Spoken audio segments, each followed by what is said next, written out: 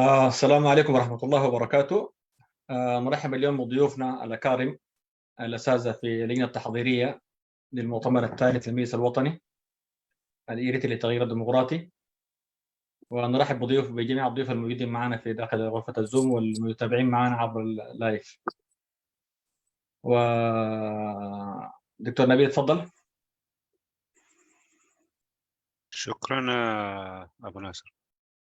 سلام كما يمسكم كلاتكم نافتي لمود بروغرامنا لما مشتكن جمرنا أنا أي لومير استنا حزباوي أخيبا نمدلاو لسالساي قوائي إرتراوي هاجراو بايتو ديمقراسي لوتي خعلو المسانا همسيو عديم نايم زلنا مرحتنا يوم ببحده خلاتهم أتي بزعبها تي بروغرامهم كنقرنا نعو فالتنا عديمنا دلنا نخلهم تم سبع بشموم سلذي حاسكوب ببحرنا صوع خفالتنا حمد علي شيك شيا تفضل شيا تفضل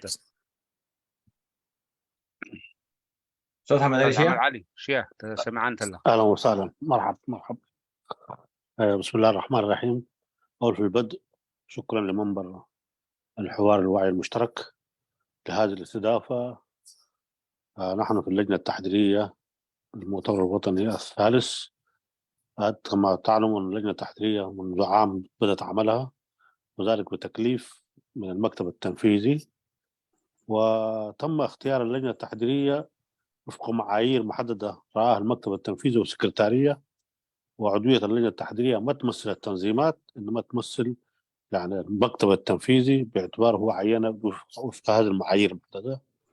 يرأس اللجنة التحضيرية الأستاذ حسن أسد، ونائبه الأستاذ قرماي، وثم الأستاذ عبد الرحمن طه. هؤلاء يعتبروا سكرتارية اللجنة التحضيرية، رئيس ونائب السكرتير. ثم الأستاذ أبو العباس مسؤول الوثائق، والأستاذ جمال سعيد مسؤول الشؤون التنظيمية، والأستاذ حامد سلمان مسؤول الشؤون المالية، والأستاذ أخيار عضو اللجنة التحضيرية ونائب مسؤول الشؤون المالية، والأستاذ قرماي هايلي عضو اللجنة التحضيرية، والدكتور تاديوس مسؤول عضو اللجنة التحضيرية ونائب مسؤول الشؤون التنظيمية، وشخص الضعيف محمد علي شيا مسؤول الإعلام. هذه هي المجموعة اللي مسؤولة حتى حاليا في اللجنة التحضيرية. اللجنة التحضيرية دشنت عملها قبل فترة، وحاليا وصلت المرحلة الثالثة أو الأخيرة بالنسبة لها بعد ما جهزت الوثائق ورتبت أمورها، وهي حتدخل إن شاء الله في مرحلة الحصر واختيار وفود المؤتمر وتنزيل الأوراق. هذه المرحلة الباقية لها. الأسبوع الجاي بمشيئة الله حنعمل لقاء للتنظيمات السياسية في سمنار داخلي، لكل تنظيم شخصين حيجوا عندنا، وحنحدد التاريخ والموعد إن شاء الله. هذه تقريبا بصورة عامة عن اللجنة التحريرية. تفضل. شكرا أستاذ محمد علي. أستاذ أمير ترجمة إن شاء الله ترجمة.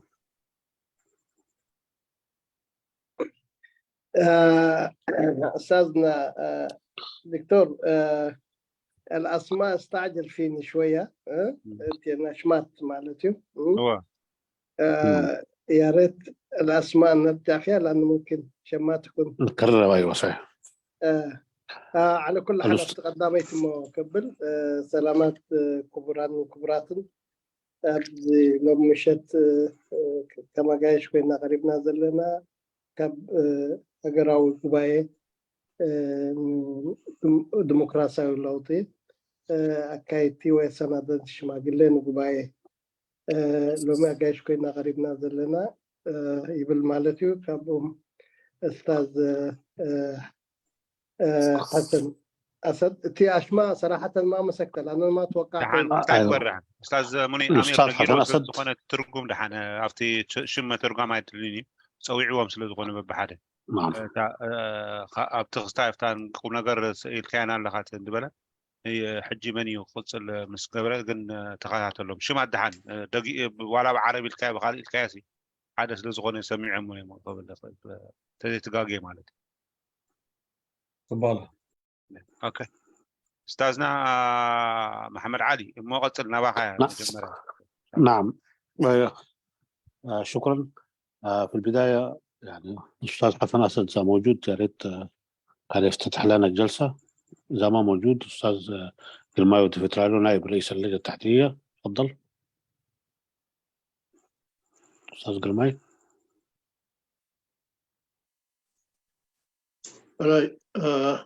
سلام نخلو مجمرتا قات أمي بومبر نايزي أسمعش بس يمكن أي نتورك قناتاتي زخون دي ترخ بزلو أبزي لمي أقاش كنا ممسينا نحنا كما سنة دايش مقلي نسأل ساي قوبا ناي إرتراو هقراو بايتون ديمقراسا لوتي لدلي مدبات نتقوبا زخون كاب حق هنسا جميركا مسغير مدرخ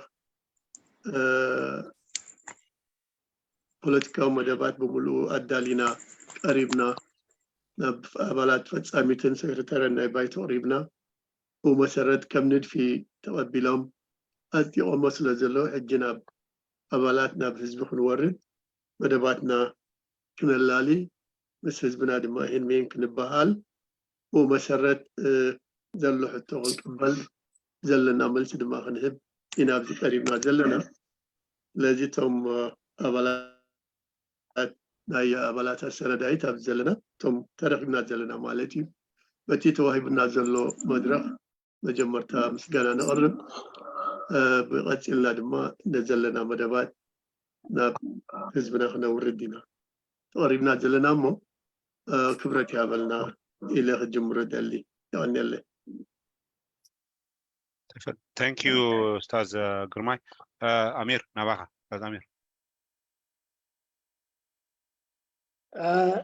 دكتور انه انا شايف مثلا معلش قبل ما امشي في الترجمه ممكن اترجم، لكن لان الضيوف كلهم بالتقرين او بالعربي موجود، ممكن استاذنا حسن اسد كمان حيقول يعني نفس الكلام تقريبا بالعربي. يا ريت نبدا كده عشان ما ناخذ الوقت. شنو رايك؟ ما في مشكله انا في التاني. كويس. خستاي مقبر دحنتم بعرب تقرينيا تخلو من تان تخستاي قبرت ابو خلكم تا عرب حوس تبيكم لا وي بعرب تدمركم تقرينيا تقول تكون كا تقرينيا وستبيكم لا حال بالسرفه استاذ امير خمن لا اركم كنت حاجزكم ان شاء الله خير. اما استاذ داويت ايفلت كون عرب تقل لك اي تقل انت تقل كوين كا قصلا سامحني اقدي مسلي تفلت كان تاي خرت كم لك انا يقون كتا يقول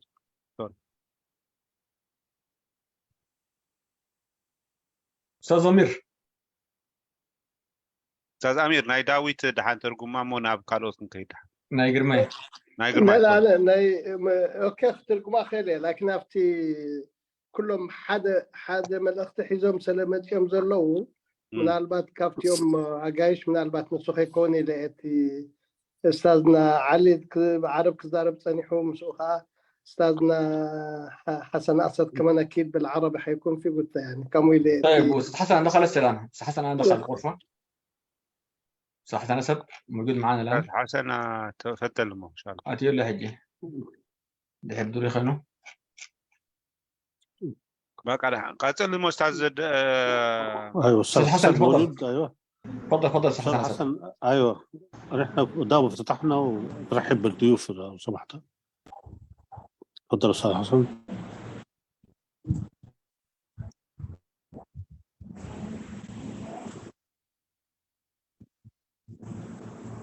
الشبكه عنده ما مساعده.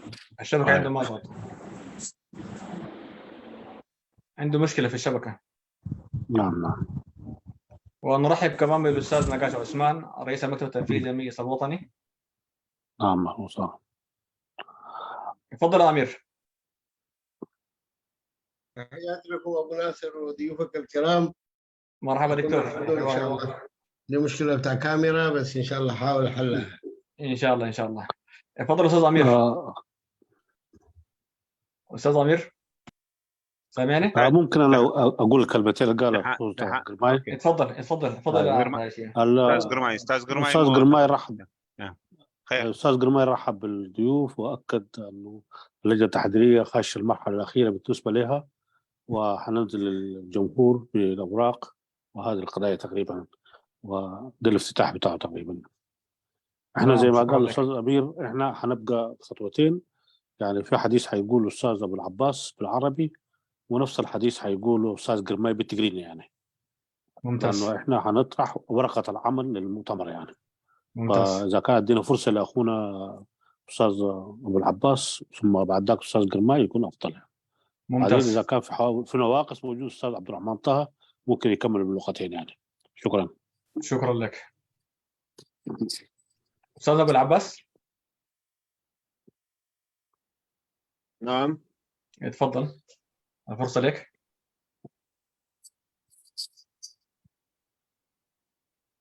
طيب لحظة.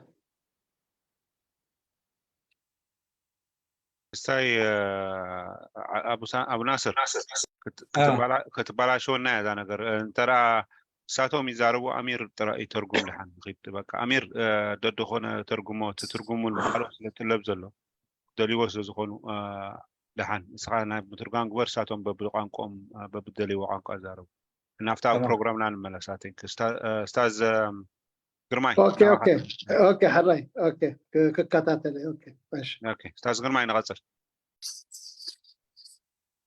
بس هاي نابايدي ها. نباها وتفتح. اوكي ابو العباس تزارب مثلا نيرو نوع عدل هيب كان يركا مثلني كما ناتكم يا تابلان منيو مجمريا حباحاتكم كزارب دحار استاذ محمد علي شيء نعم نعم. همزة نكبر اوكي همزة نكبر دحان استاذ ابو العباس اللي بحفش ولت مدبات كأربلنا عندي بعرب تنسو قربوا دمانتي نحن مدبنا زلنا مدبات هي وانتنا كايدا قبائل زبل احتراب لنا كنا أربعنا مجمرتها قن أبو العباس أربعنا ما دحر أنا بدحرو بتقرين ياخدهم زي مالتي. شكرا أبو العباس إن شاء الله نبغى. يلا طيب. طيب بسم الله والحمد لله والصلاة والسلام على رسول الله صلى الله عليه وآله وسلم. وبعد الشكر للإخوة في منبر الحوار الوعي المشترك لإتاحة هذه الفرصة للجنة التحضيرية للإطلال عبره إلى جمهور الإريتري السياسي المعارض، تنظيمات ومنظمات وشخصيات، ونحن مدينون لهذا المنبر في كثير من النواحي في توعيتنا وتوعية المجتمع بقضاياه. وباسم اللجنة التحضيرية، وكنت أنا لست رئيسا لها، لكن وباسم الإخوة العاملين في إعداد أوراق المؤتمر أتقدم بالشكر لكل الإخوة الحضور والاستماع إلى دعوة اللجنة التحضيرية لعقد المؤتمر المجلس الوطني الثالث. هذه الأمسية المقصود منها قراءة خارطة طريق اللجنة التحضيرية للوصول إلى المؤتمر العام الثالث. أيضا مقصود منها بيان موقف المجلس الوطني من وحدة المعارضة، بحيث المجلس الوطني شكل لجنة تحضيرية في وقت قياسي بالنسبة لعمره التنظيمي في نهاية فترته المحددة في المؤتمر الثاني. كون اللجنة التحضيرية للوصول إلى المؤتمر الثالث، وفتح الباب واسعا لتحويل هذا المؤتمر إلى مؤتمر توحيدي لكل قوى المعارضة. ولما شكلت اللجنة التحضيرية شكلت على أساس أنها تعمل من أجل تحقيق الاستحقاق التنظيمي المتمثل في المؤتمر الثالث، أو أن تكون ممثلة للمجلس الوطني في اللجنة التحضيرية العامة والشاملة لكل القوى المعارضة. وعلى هذين الخيارين احنا بدينا كلجنة تحضيرية، وفي أي وقت وفي أي لحظة كنا نتوقع أن نتحول إلى ممثلي المجلس كلنا أو جزء مننا للوصول إلى المؤتمر التوحيدي لكل القوى المعارضة. واستصحبنا في خطتنا لوضع في خطتنا للوصول إلى المؤتمر، استصحبنا هذا الأمر، وبالتالي وضعنا خطة تمكن الجميع من المشاركة في المؤتمر بصورة متساوية أو بصورة عادلة، سواء كان للقوى السياسية أو القوى المدنية. خارطة طريق المؤتمر تشتمل على عدة مسارات. المسار الأول هو مسار إعداد وثائق المؤتمر. هذا المسار فيه وثائق أساسية تتمثل في الميثاق السياسي، وتتمثل في النظام الأساسي، وتتمثل أيضا كورقة جديدة، خارطة طريق أو سميها وثيقة إدارة المرحلة الانتقالية بعد سقوط النظام، وأيضا تشمل خطة ما أريد أن أسميها استراتيجية، لكن خطة للفترة الدورية للمؤتمر العام الثالث، بالإضافة إلى تقييم عام للساحة السياسية الأريترية.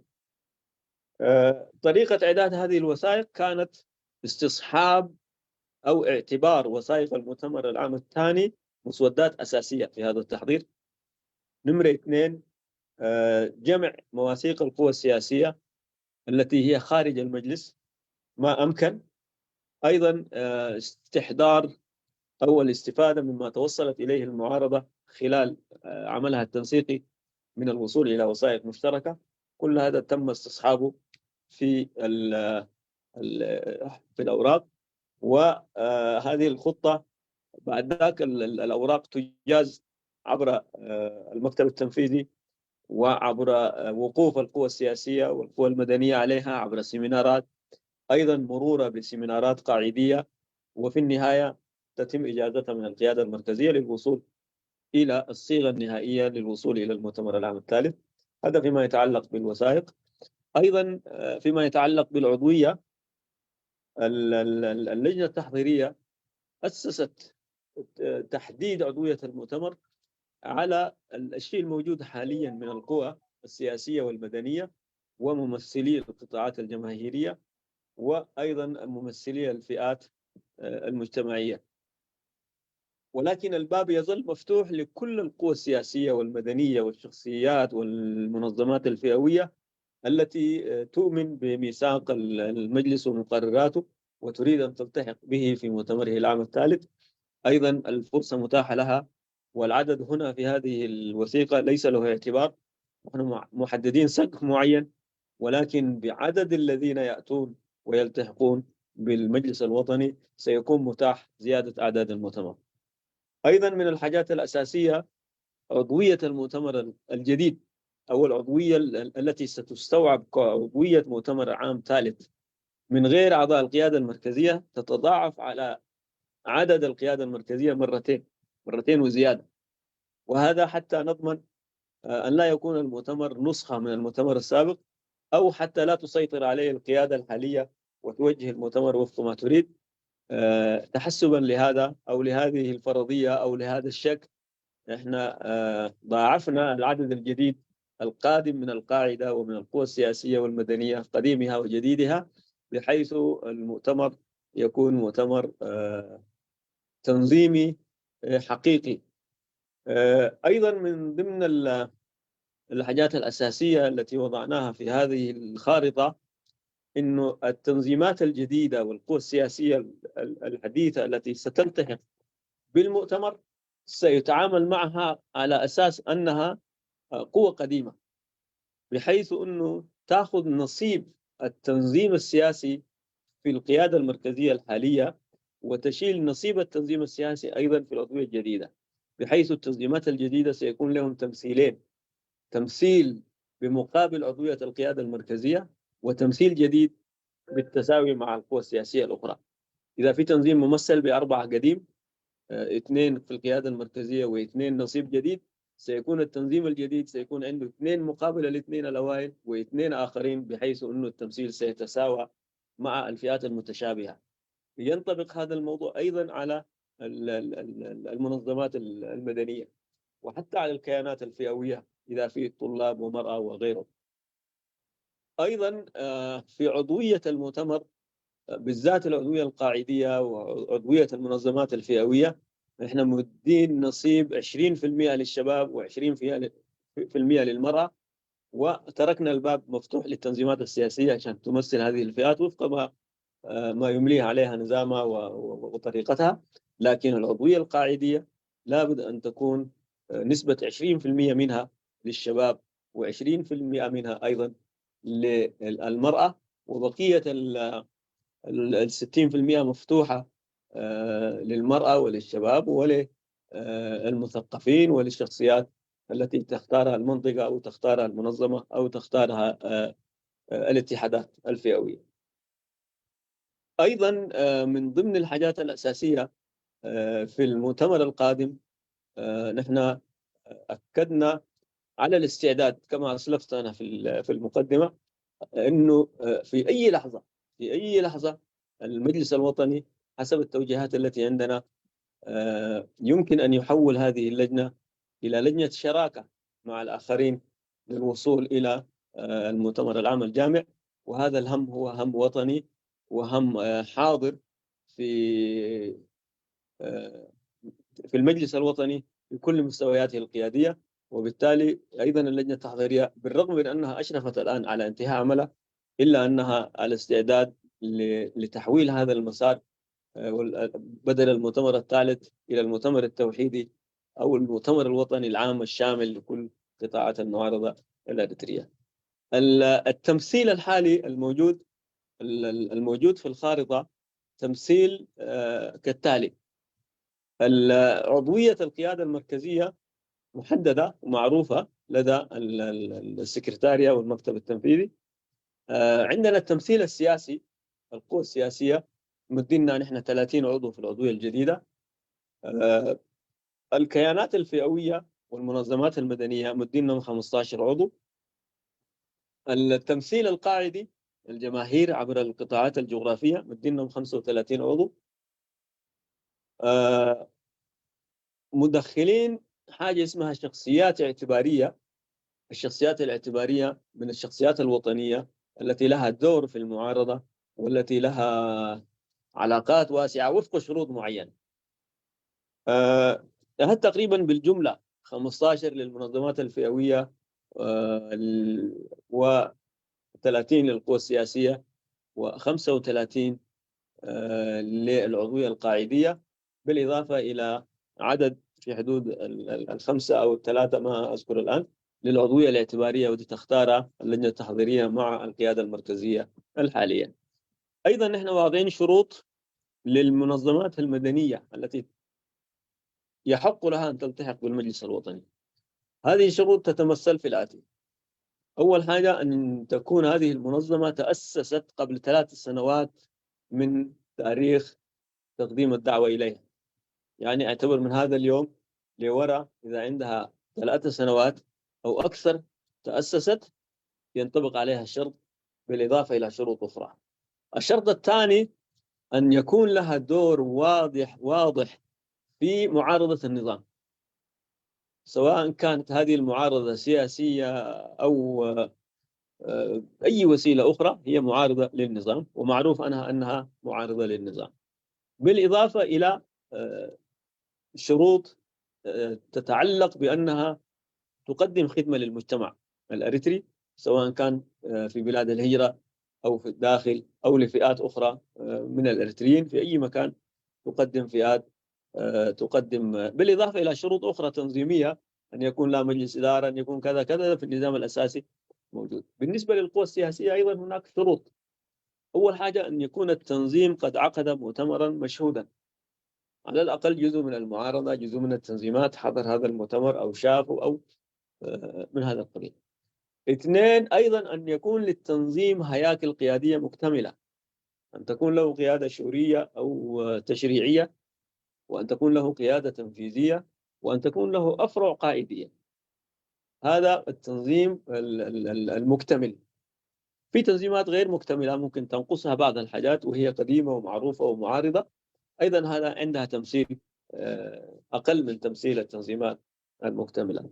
ده تقريبا ما يتعلق أيضا بالشروط العامة التي وضعت للجنة التحضيرية أو وضعتها اللجنة التحضيرية لتحديد التنظيمات المستحقة للدخول إلى المجلس الوطني عبر مؤتمره العام الثالث.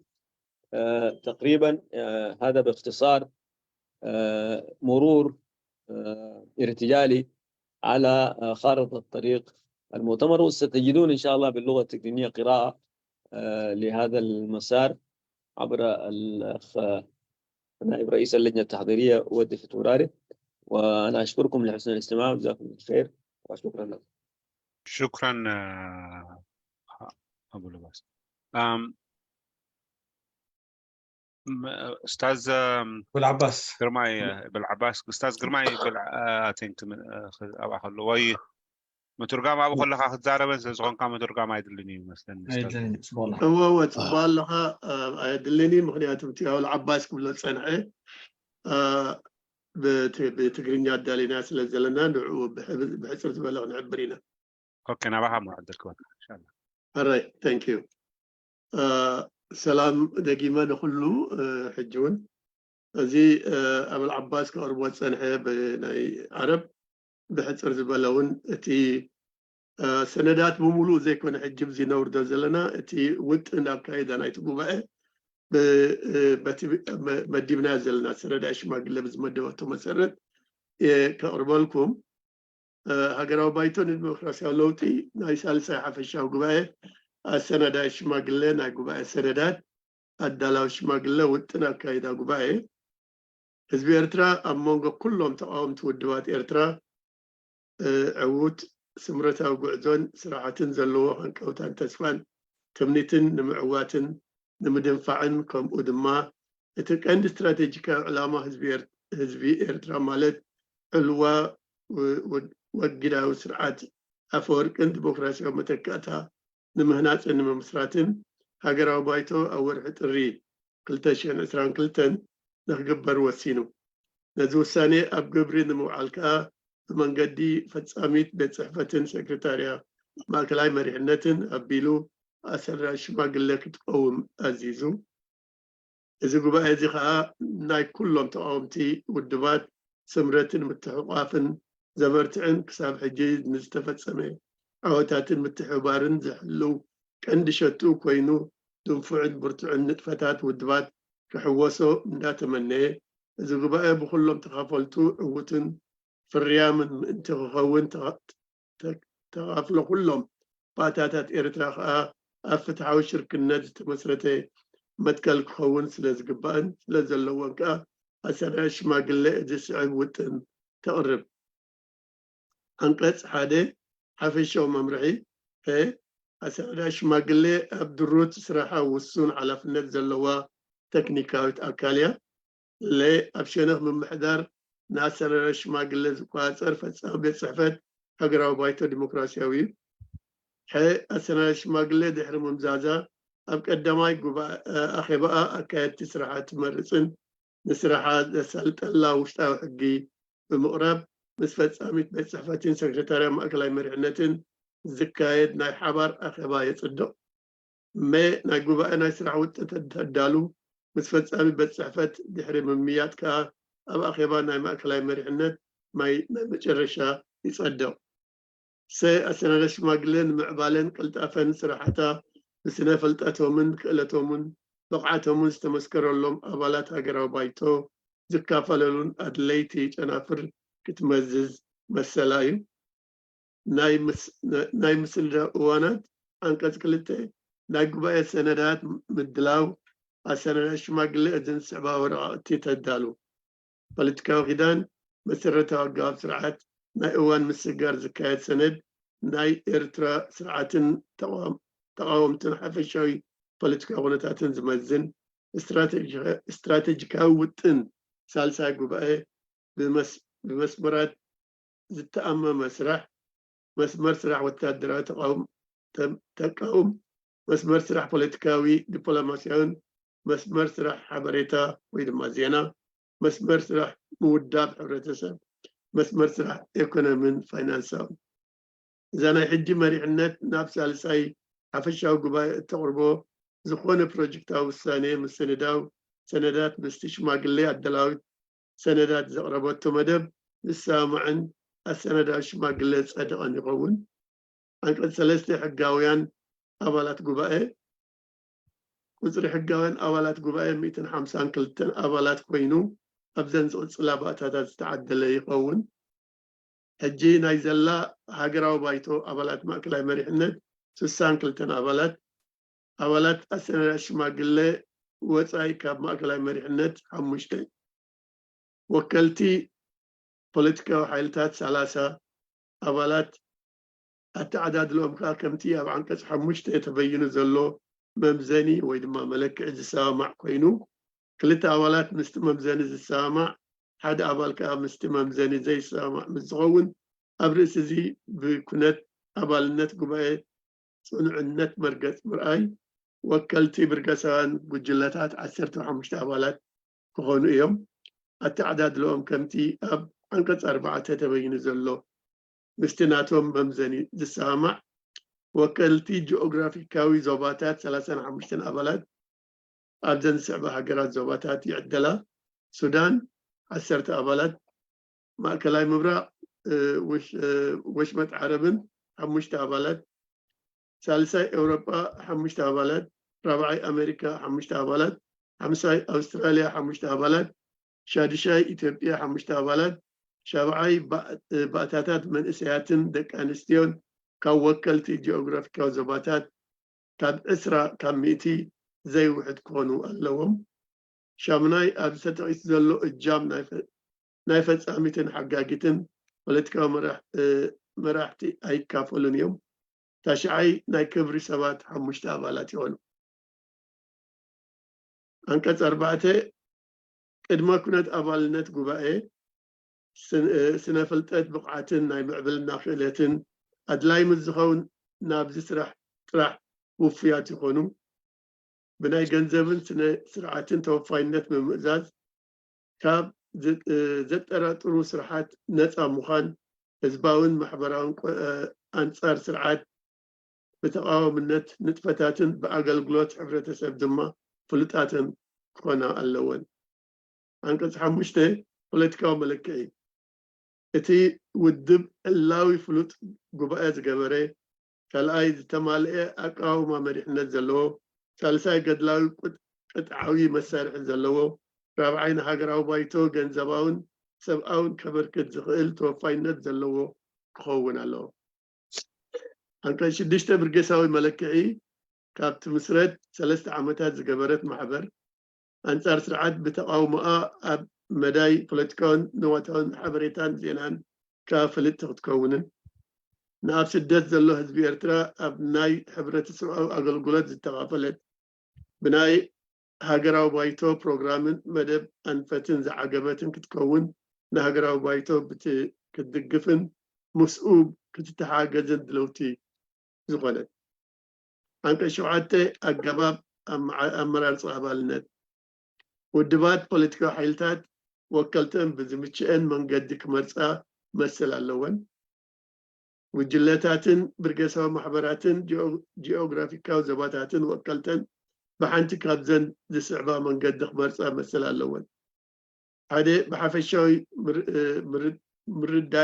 مردان مسمعن كلتي أمونغو توادادرتي إجا مقبر 3 بحفشوي اسم معنى تغافلتي مرجع مكيان أنك شمنت قدما كنت نا كبري أبالنا أسانا الأشماغلن فتساميت بصحفتن أب قبائي نخكافلو زتحاسيو زرزر أسمات نا كبري أبالات تقرب بزي قصيلو تزرزر زلو كنت دما بمأكلاويت مريحناتي تصدق أنصار سرعات بتقاوم النت تمسكروا له كوينو بسنة سرعتاون حبريتاون بوليتيكاون نطوف أبركتون كال نجاراتن زلوه يخون أبرسيتي قدام يكونت عبي سنة فلتتا بقعات ويدما مساجراتن ودباتن أونتاون نطوف ركباتن زونن أبرسيتي قدام يكونت نهزب إرترا برهون نصورن نايقبر سناي سرح أبركتون زلوه يخون عنكت شعتي أبسال ساي قبائز تتنبرا حدث بوليتيكا ودباتن برقسوان محبراتن قداماي وصايك بهاجراو بايتو زخونه بوليتيكا ودب ملكعي زمالئ نفس السي حفشاو قبائي كصنبر مثل اللو بزي مسرت كافتحاوي ناي قبائي أبالنت وكلنا يركب بتوسع كلتا أبالات أبكندي أبالات مأكلاي مريحنت يوهاب كلتا زخونه بوليتيكا ودب ناي وكلنا ملوك ملكعي زي مالئ فتحاوي كلنا ركب مثل اللو بتوسع حد أبال أبكندي أبالات مأكلاي مريحنت يوهابو 3 زغنت برقسات محبر ናብ ሳልሳይ ጉባኤ ዝተጸንበረትን መለክዒ ኣባልነት ዘማልአትን ምስ መለክዒ ብዝሰማዕ ውክልና ክትረክብ መሰል ኣለዋ። ተወሳኺ ሓደ ኣባል ኣብ ክንዲ ኣባላት ማእከላይ መሪሕነት ይወሃባ። አንቀጽ 10 ሓፈሻዊ ንኡሳን አንቀጻት ቀዳማይ ምእንቲ ምስፋሕ ተኸፋልነትን ምዕባለ ጽፈት ስርዓትን ካብ ዝተፈላለዩ ሰብ ተመክሮ ብምሕዋስ ቅድሚ ጉባኤ ዝጋባእ ምምያጥ ንምክያድ ኣሰናዳዊ ሽማግለ ቤት ዕዮን ኣኼባታትን ክትገብር መሰል ኣለዋ።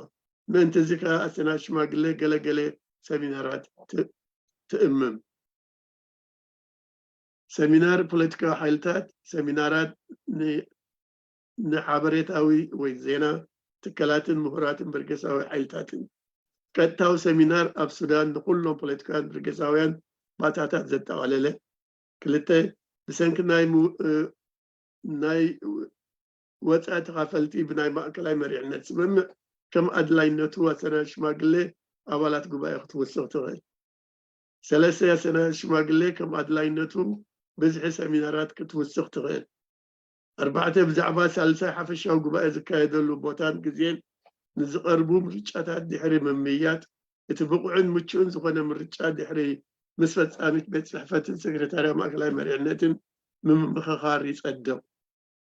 ሓሙሽተ ድሕሪ ሰክረታርያ ሓፈሻዊ ሳልሳይ ጉባኤ ምምራፅ ስራሓት ኣሰናዳኢ ሽማግለ የቋርፅ፣ ግን እተን ቴክኒካዊ ሽማግለታት ክሳብ ኩነት ጉባኤ ዝጭረስ ኣብ ዝተዋህበን መደባት ስራሕን ይቕፅላ። ኣሰናዳኢ ሽማግለ ናይ ሰነዳት ሽማግለ 19/2022 ዓ.ም ፈረንጂ እዚኣ ቀዲሙ ዝተጻሕፈ ስለ ዝኾነ ዕለቱ በቲ ናይ ዘለዎ ስለ ዝቐረበ እዩ። ወዲ ኣለኹ ተንኪዩ ንልኩም ሰማዕኩም يقننا أستاذ قرماي. أوكي أستاذ محمد علي شيء. مرحبا. أيوة الله تفضل. شكرا مش عايزين نطول عليكم. ملاحظة معلش أستاذ علي. تفضل.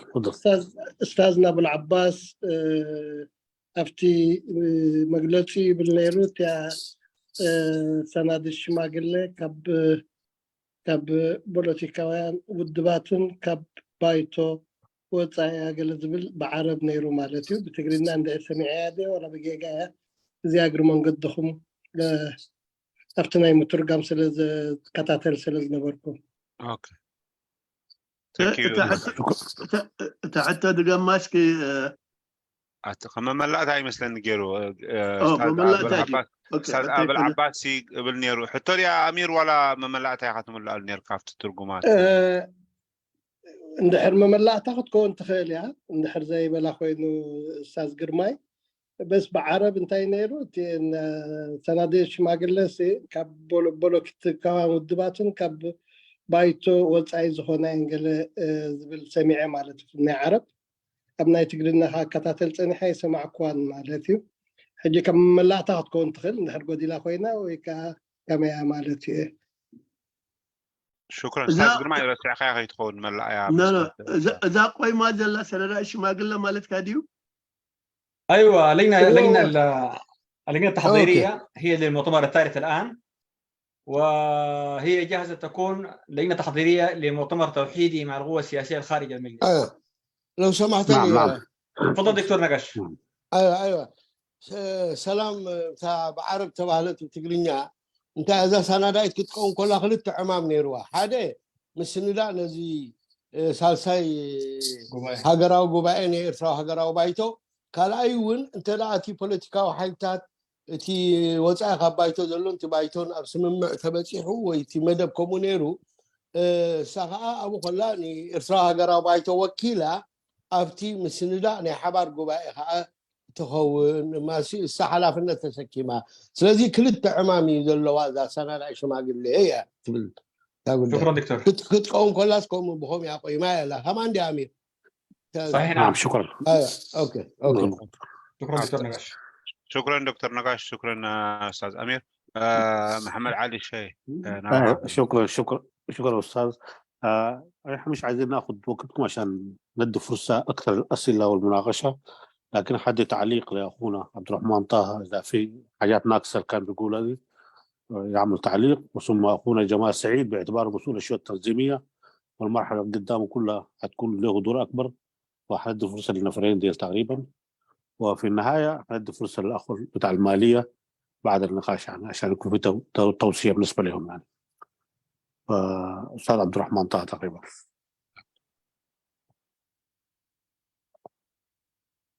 السلام عليكم. عليكم السلام استاذ ابو طه. عليكم تفضل. السلام. حياكم. كنت دخلت في الأول، النت طلعني والشاشة دخل بقت صعبة يعني متابع. تقريبا الأخ قرماي في مدخله والأستاذ أبو العباس الآن برضو استعرض جميع خطط وبرنامج التحضيرية للمرحلة الثانية. والفكرة كما أسلف الأستاذ قرماي هي إعلان تدشين للمرحلة الجاية، نرجو فيها إنه نستصحب معانا الجماهير الإريترية وقوى التغيير الديمقراطي، ومع بعض يعني حنكون مسؤولين في إنجاح المؤتمر الوطني الثالث للمجلس الوطني الإريتري. طبعا معروف يعني في المؤتمر الثالث بنخشوا في ظل تحديات سياسية وفي ظل استقطابات حادة جدا، وهناك كثير من التحديات، لكن القيادة السياسية الممثلة في المكتب التنفيذي وسكرتارية المجلس الوطني بالتعاون مع التحضيرية ساعين إنه نحن بقدر الإمكان نعقد المؤتمر كاستحقاق تنظيمي، ومن ثم النهوض بالمجلس بحكم أن المجلس هو المظلة الأوسع لقوى التغيير الديمقراطي، يمثل الاتجاه الوطني في ظل الاستقطابات المتطرفة من هو ينادي أو يتماهى مع أجندات خارجية، وفي من يتماهى مع النظام ويجد الأعذار والمبررات في الوضع الحالي يعني. بالنسبة للتحضير زي ما ذكروا الإخوان إنه قطعنا المشوار الأول اللي هو العمل الداخلي في التحضير، الآن في مرحلة تدشين السمينارات والعمل الجماهيري، خاصة فيما يتعلق بتنظيم الجاليات وبرضه الجانب الأهم في العملية هو الدعم المادي يعني. فالمسؤولية مسؤولية مشتركة، وأنا أشكر جميع المنابر الإعلامية الإريترية، خاصة منبر حوار لوعي مشترك والإدارة والغائمين على الأمر، وإن شاء الله هنكون مع بعض وهنواصل مع بعض. السلام كبرات أحوات أبزي مدرخ زلقم زيتنا حبراو نقحت معلش زنقيعي أنتو يأتيني رتنيت أبلين نجن كله تي أحوات تقريبا مرلو مالتي في الله زي مدبنا زلو زي كلا أي مدرخ ناي مسرح ناي مسندا بتحي وزلو مستي دلاي فتحي مس كله إرتراوي من اللاي زبيليو صبغ غير أستاذ جرماي قليت وانا يروم مالتي كلاتنا نفلطينا زي ودباوي وين أجراو جباين عتوزلنا أب كبيت زخانة بوليتيكاوي هوا هوينا نعتوزلنا بزي تي السلالفان تي الرائية ناي بندفتي أب كبيت فتنة أتي وزلو قداي من زخانة تي مريحن بوليتيكا ومريحنات ناي إرتراها جراو بايتو وتي سكرتاريا ناي بايتون هم من السنة دايت زي جبائزي بيستخدم عليه ملكة ناي مغيره بمسرح ناي بايتو فتر خيل سلازوقنا بعوت عقاباب كنات ولنا بأب جزي وين كايد الله زبل بوئيو دسرح زلو مالتي بايتهم نفلتو هذا سفح هاجراو تسلاليو بفلا يبزو وانا زتعفافي كوناتات قليو مس ناي وصاي اجندات اساسيرو እቲ ናይ ለውጢ መስርሕ ክምፅእ ዝብል ኣካል ክህሉን ከሎ በቲ ሓደ ሸነኽ ከዓ ካብቲ ስርዓት ዘይፍለ ኣተሓሳስባ ጥራይ ዘይኮነ ነቲ ናይ 32 ዓመት ውን ዝነብሮን ዘሕለፎን ህዝብናን ምኽኑይ ጌርካ ምቕራቡ ውን ኣሎ ማለት እዩ። ኣብዚ ዝኣመሰለ ተኣፋፍ ፖለቲካዊ ኩነታትን ኣብ ቅድመና ዘሎ ከቢድ ጉድሆታትን እቲ መስርሕ ናይ ሓባር መስርሕ ተዓዊቱ ምስቲ ቁኑዕ ሃገራዊ መርገፂ ሒዙ ዘሎ ንዕኡ ክዕወተሉ ዝኽእል መስርሕ ንምስል ሳሊሞ እዚ ኣብ ህዝብና ወሪድና ንገብሮ ዘለና እቲ ደገፍ ናይ ህዝቢ ምንዳእ እዩ። ነቲ መስርሕ ናይ ምስንዳእ ንምዕዋቱ ናይ ኩላትና ሓላፍነት ምዃኑ ምርግጋፅ እዩ። እዚ ካልኣይ መድረክ ንሰግሮ ዘለና ቀጥታ ምስ ህዝቢ ተኣሳሰረ መስርሕ ማለት እዩ። ሰሚናራት ይኹን ህዝባዊ ውዳቤታት ኣብ ዝተፈላለየ ጨናፍርን ካልእን ከምኡ ውን ናይ ፋይናንሳዊ ሓገዝ ፋንድራይዚንግ ኣብ ርእሰ ውሳነ ተመርኪስና ኣብ ነፍስና ተመርኪስና ምሙሉእ ንገብሮ ዘለና ምስንዳእን ጉባኤን ክኸውን ስለ ዘለዎ እቲ ዝከኣል ፖለቲካውን ቁጠባውን ደገፍ ካብ ህዝብና ኢና ንፅበዮ ማለት እዩ። ብፍላይ ከዓ ካብ ደለይቲ ፍትሒ መወሰናይ ምሸት ይግበረልና። እቲ መስርሕ ከም ዝጠቐስዎ ዝተሪፉ ዘሎ ቤት ፅሕፈታት ውን ክኸይድ እዩ። ዳሕራይ ኣብኡ ዘሎ ሕቶታት ውን ክንርኢ ኢና። እቲ ዝተኻእለ ክበርህ ዘለዎ ጉዳያት ክንብርሆ ኢና። ይቀኒየልና። ثانك يو استاذ محمد علي ሓደ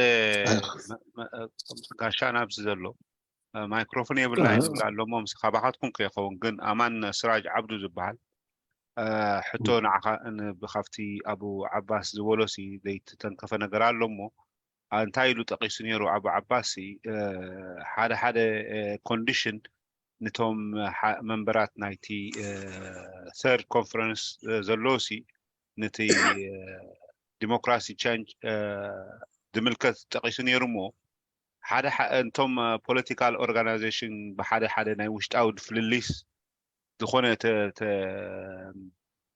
ተፈናጭሎምሲ ኣብ ሰለስተ ተመቐሉስ ከመይ ገይሩ እዩ ብሕጋዊ መሰረት ንዝእሹ ዲል ዝገብሮ ወይ ቻሌንጅ ዝገብሮ ዝብል ሕቶ ሓትሎሞኒ አቡ ዓባስ ወይ አቶ ግርማይ በዚኣ ከመይ ይኹም ሕደት መልሱ ንኣማን ምሳኹም ክመስለኒ ማይክሮፎን ኣብያሃኒ ዝብል ممكن ترجمه للعربي لو سمحت معلش. بعرب سراج امير تردي خان لقا ولا خدق ملك دحين طاينا قلت لها دحين قلت لها طاينا اوكي حتى دحر كنقبرنا مسام كيخوني لي اي ثينك سراج ابي لا دحين بحطنا قبل دحر اوكي حجي جمال سيد الله استاذ جمال سيد تفضل امير محمد شيطه اوكي ايوه استاذ جمال خلت شكرا استاذ جمال. امير خليك. السلام عليكم ورحمه الله جمال تفضل. الحقيقه ممكن الكلام الداير اقوله هو قيل يعني من اخونا الاستاذ ابو العباس وبالتقريني اخونا الدكتوراري والان برضو التكمله بتاع اخونا الاستاذ عبد الرحمن طه. طبعا بالنسبه ما يلي الشؤون التنظيميه والجماهيريه في الفتره الجايه مهمتها هي انزال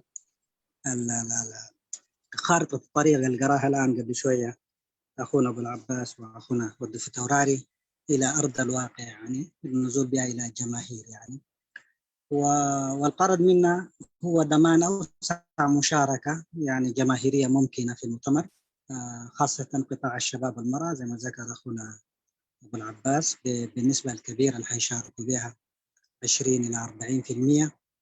وفي الفتره الجايه باذن الله عز وجل حيكون ايضا الوسيله الاساسيه هي يعني النزول الى الجماهير وشرح فكره المؤتمر واهميته واهدافه.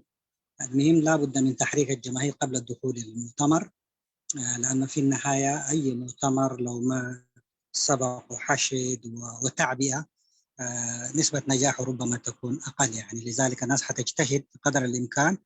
طبعا دي يتطلب كل المؤمنين برسالة المجلس الوطني وأهدافه ورسالته يشاركوا فيها يعني، كل في منطقته في إقليمه في الجهة اللي يتبع عليها يعني، سواء كان قوى سياسية أو مدنية أو حتى جماهير أفراد يعني. النقطة الثانية أيضا يمكن ذكرها الإخوة في الفترة الجاية هي انتخاب أو الإشراف على عملية انتخاب المشاركين في المؤتمر العام السادس من الجماهير أو من القواعد من الأقاليم يعني. ذكروا ممكن أخونا أبو العباس حوالي 35، هي مقسمة على 6 أقاليم يعني بحصص معروفة يعني، الأقاليم المتعارف عليها في أدبيات المجلس الوطني.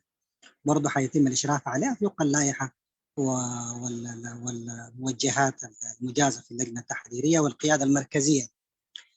أيضا من النقطة الثالثة الناس حتركز أيضا هي حول وثائق الأساسية اللي حتطرح للجماهير. أيضا المكتب التنظيمي أو اللجنة التنظيمية حتكون مهمتها طبعا الإشراف على إجراء عملية الحوار والمناقشات، وأيضا رفع الآراء والتوصيات الواردة إلى اللجنة التحريرية وعبرها إلى القيادة المركزية لتطوير وتجويد الوثائق بشكل أعمق تقريبا. أيضا من النقاط الأساسية في المرحلة الجاية هي تنظيم برامج ونشاطات خاصة بالجماهير بقصد المساهمة المالية في تمويل المؤتمر، لأن المؤتمر في النهاية هو تمويل ذاتي، في النهاية يحتاج أن الناس تتضافر فيه الجهود وتتحمل فيه مسؤوليات يعني، ويتطلب أن حقيقة الناس تقيم برامج نوعية تستطيع من خلاله استقطاب ما يمكن استقطابه فيما يمكن استقطابه من تمويل يسهم في إنجاح المؤتمر العام السادس. طبعا ده كله حيسبقه في الفترة الجاية تكوين اللجان المساعدة في الأقاليم ال6. نحن اتفقنا على حسب اللائحة أنه حيكون من 3 إلى 5 فرد في كل إقليم يعني، حتكون مهمتهم هي النقاط اللي ذكرناها، بالإضافة إنزال الخارطة اللي قروها الأخوين إلى أرض الواقع يعني. دي تقريبا يعني حبيت أن أضيف إليها، والإخوة حقيقة شرحوا بما فيه الكفاية، وشكرا جزيلا. شكرا أستاذ جمال سعيد. أستاذ أمير. اوكي شكرا. هو كافتي سلامات كما يمسحهم بالسلامة كافتي بصوت قدمهم زبلو خاو في زبل نقرات يبلين بزح كل تمغلصيتات توهيبي أبزي كلتا 3 نطبتات أوريدو حدا كما غيركا السنة الجماعة مس هزبان أبتي مس هزبان مستي مسرتاتا ناي مرخاب بايتات وراء تخمجيرا كتب صحو نايتي مس هزبا سمينارات ناي مقبر إذا أبتي تباهيلو زلو ويفتو ورقة ورد زلو كب 35 سقاب 6 زبل زوباتات أبالات تساتفت زبليو نوعو خمجير كان بمسرتات ناب حزبخا ناي مبصح ناي سمنارات ناي مكيات حدا خاويو تي كلايكات ناي مستاف ناي من اسياتن ناي دك انستيون تب اسرا سغاب 4 زبل ويكا اب اسرا يعني لا اسرا نسلسته ني من اسيات اسرا ني ورسنت ني من اسيات تبليا مالتي زناي مبصح مالتي التخلايكا مستي حزبخا خوينكا هينكا تناي جنزباوي حطو نزي دبي زن معوات اب حزب خاوريتكا ناي سمينارات ناي مكيادي مالتي كابو تناي تصاب نفتي فتصامت بايتو ناو تصابات ناي مبصح كما غير كخافتي غبايتات ناي مستافت بلي مالتي زين نسنتنا قدست نطبتات هذا حسكون خالق ممكن تضيفه كمان أستاذ نبيل. I think كلنا الكائنة 5. شكرا أستاذ أمير. دكتور نبيل. نعم. ده هذا عديك هي بنا دكتور نقاش عثمان. رئيس مكتب التنفيذي المجلس الوطني. اوكي استاذ محمد علي شيء ما جمر اوديهم دي مش عناب هو الماليه بس باقي لنا اوكي. باقي لنا استاذ حامد سلمان اذا موجود. استاذ حامد او استاذ اخيار. يلا خير. على كل حال ممكن أنا اديكم تلخيص صغير عن الماليه. طبعا احنا زي ما قالوا الاخوان المؤتمر حيكون اعتماد على الذات حيكون، واحنا واضعين برنامج في كيفيه عقد المؤتمر في يعني حضوري، بمعنى انه المؤتمرين يكونوا حضور في مكان محدد، بالتالي حتكون لهم ميزانيه من ترحيل واعاشه وغيره واشياء زي دي. وطبعا الميزانيه حتعتمد في اشتراكات التنظيمات والمنظمات المدنيه، ثم اشتراكات الجماهير، ثم دعم من الاشقاء والاصدقاء ان وجد. دي اللي يمكن الخطط واضعينها، والاخوان في اللجنه الماليه واضعين برنامج بهذا الاتجاه يعني، ومحددين ميزانيه لعقد مؤتمر حضوري. فده اللي يمكن موجوده تقريبا. فيمكن اذا كان الاخوان موجودين كان يشرحوا اكثر، لكن عشان ما موجودين دي يمكن دي صوره عامه بالنسبه للجانب المالي. شكرا. استاذ امير. استاذ امير. ምናልባት ኣብቲ ገንዘባዊ ዝኾነ ፀብፃቢ ወይ ከዓ መግለፂ ሓደ እቲ ቀዳምነት ምናልባት እቲ ما موجود مش كده እቲ ፋይናንስ ኣምቲ ወይ ከዓ ናይ ታችሞ ሓላፍነት እቲ ቀሪቡ ዘሎ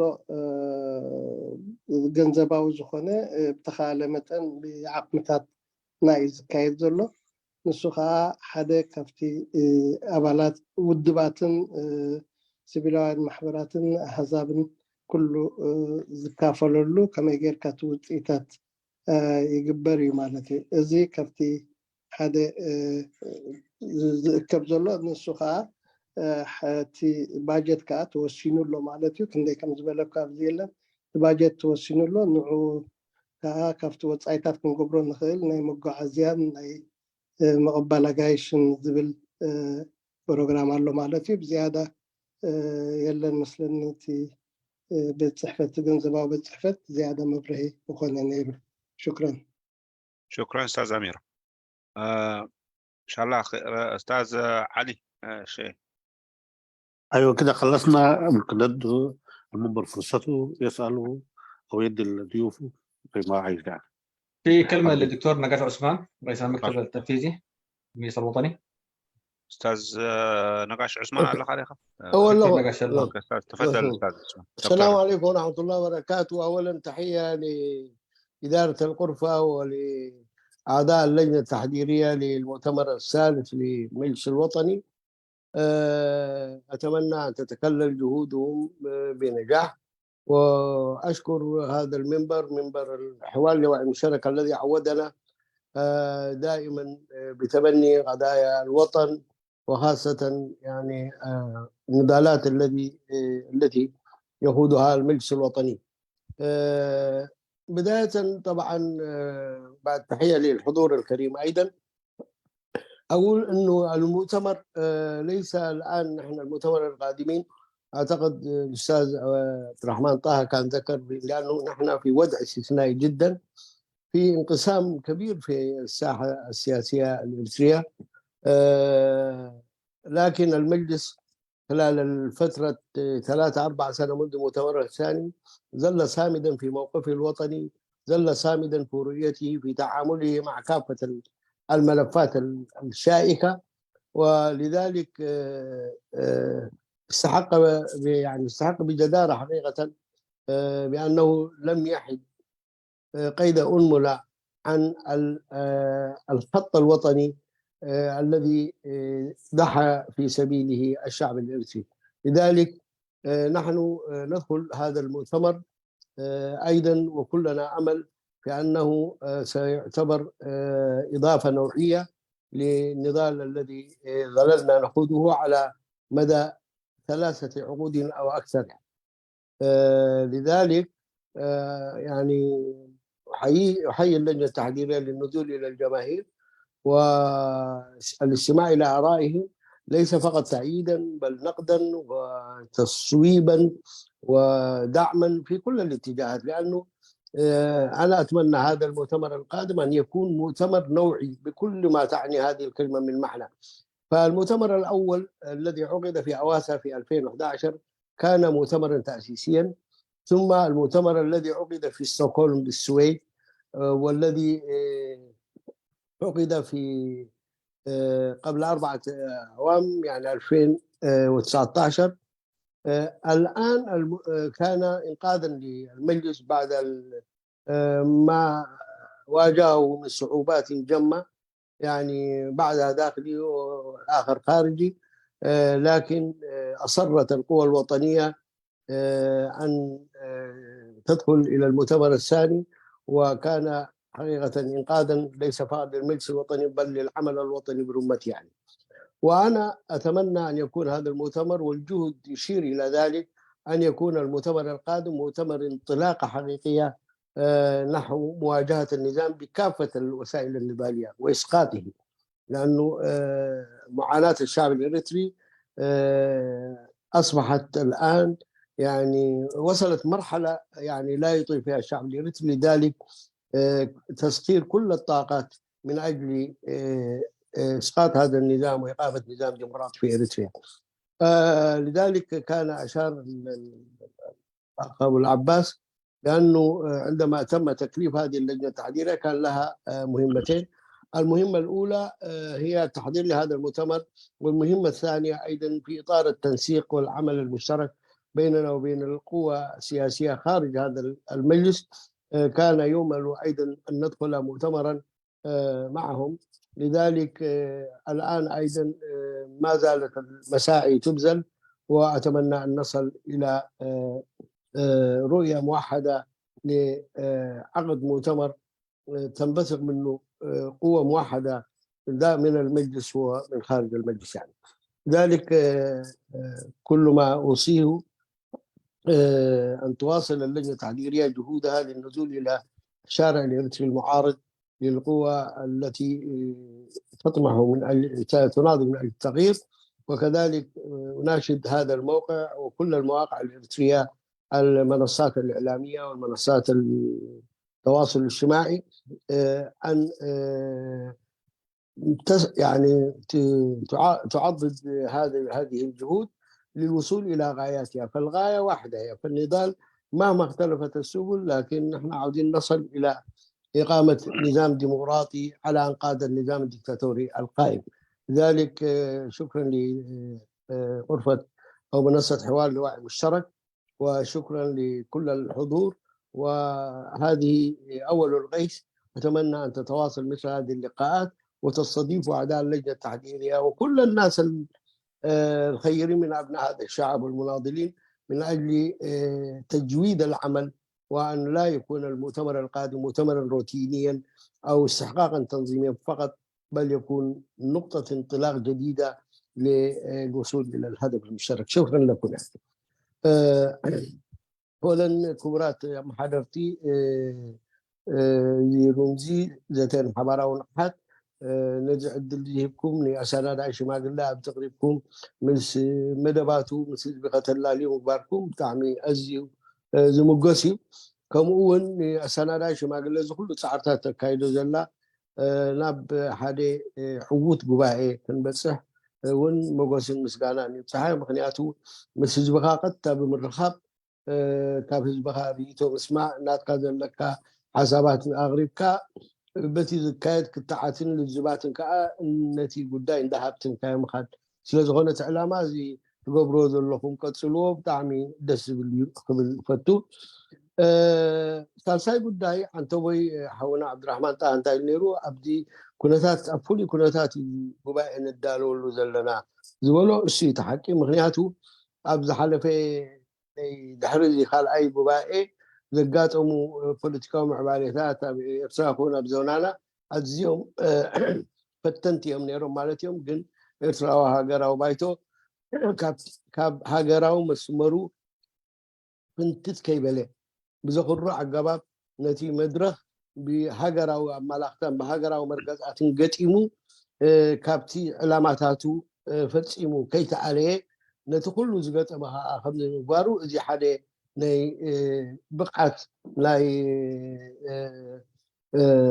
معبالين أب بوليتيكا والرأياتان زحبر سلازقوني لذن كلهم نزي قداي يكون زقبرو موقسم سكانا نفتحيق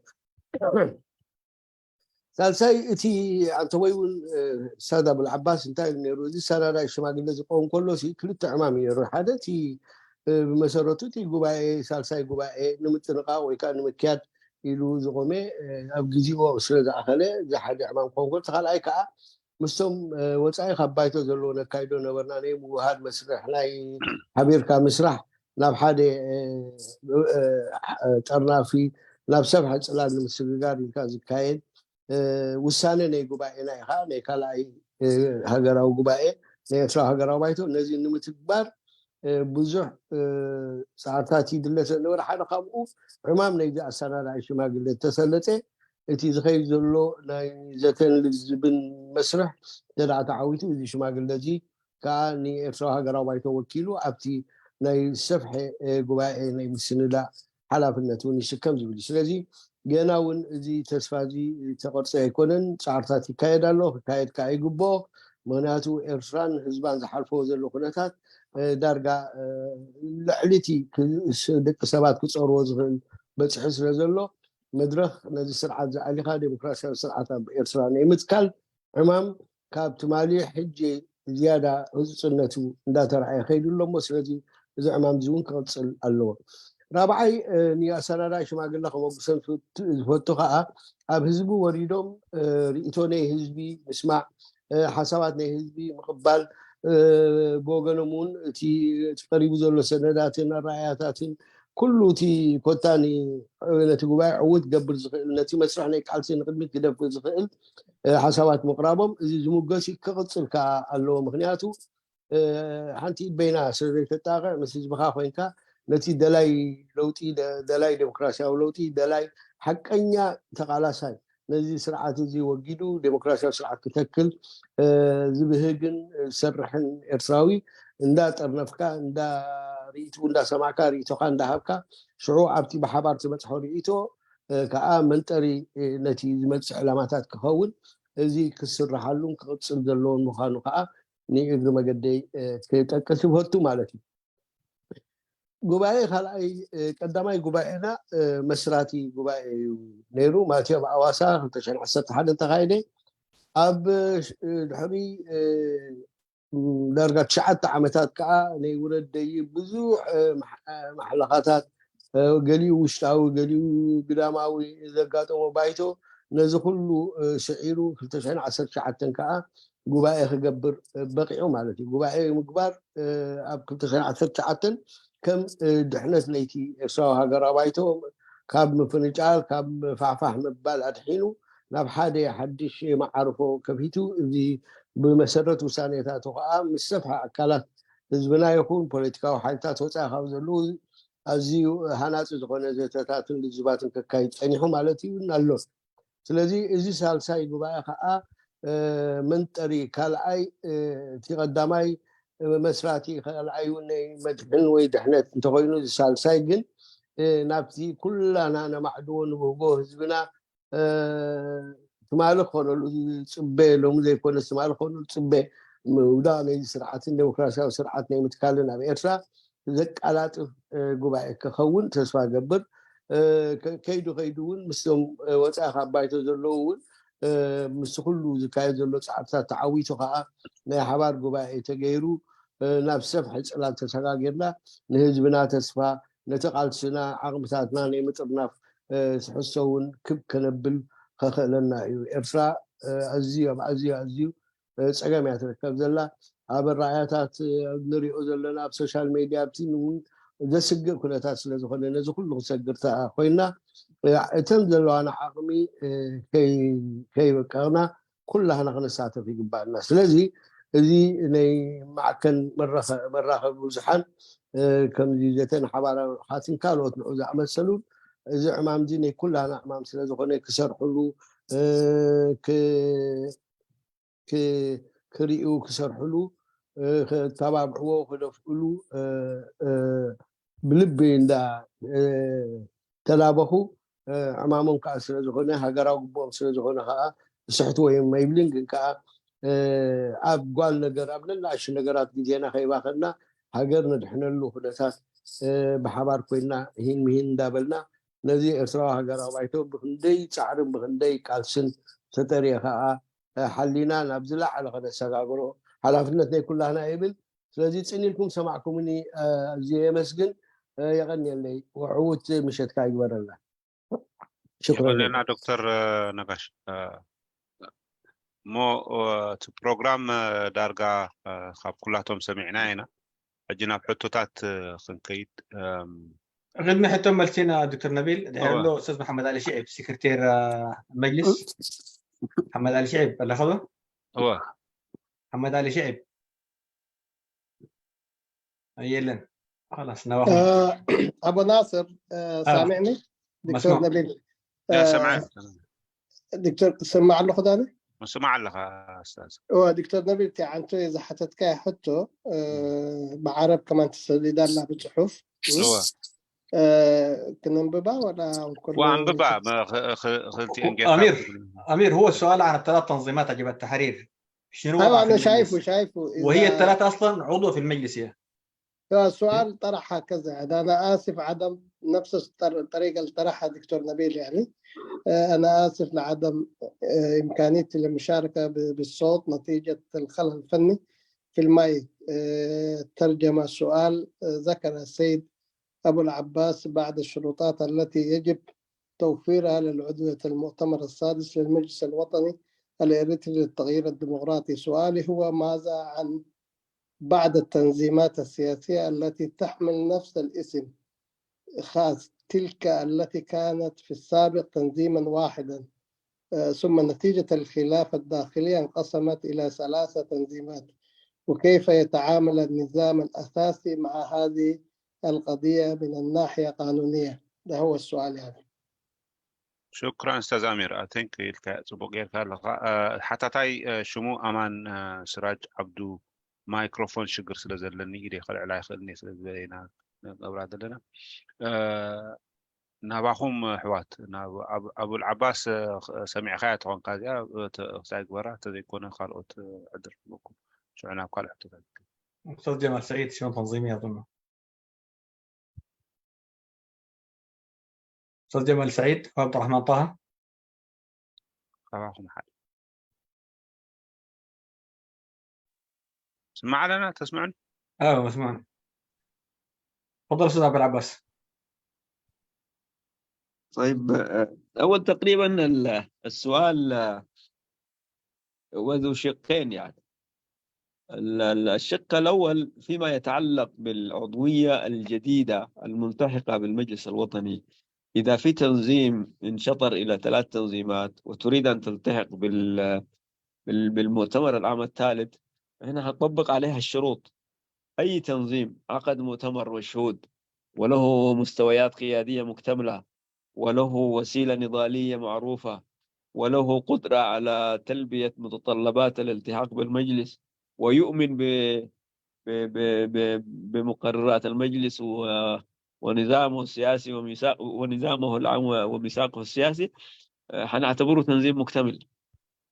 وفي حال انه يتخلف شرط من الشروط هنعتبره تنظيم غير مكتمل الشروط، وبالتالي سيتعامل معه وفق النظام.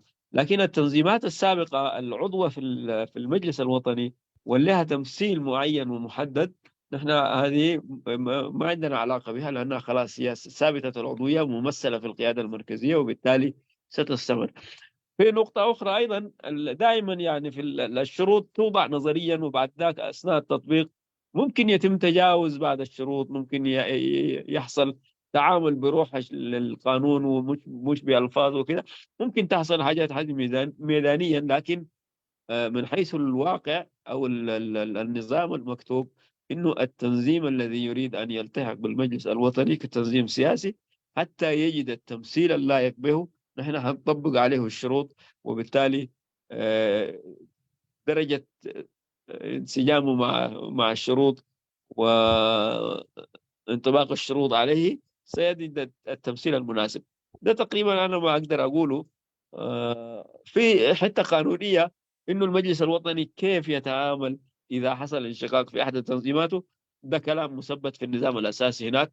ممكن الناس إن شاء الله عند مناقشة الورق ممكن تتحدث في هذا الاتجاه. شكرا جزيلا. استاذ امير. اوكي.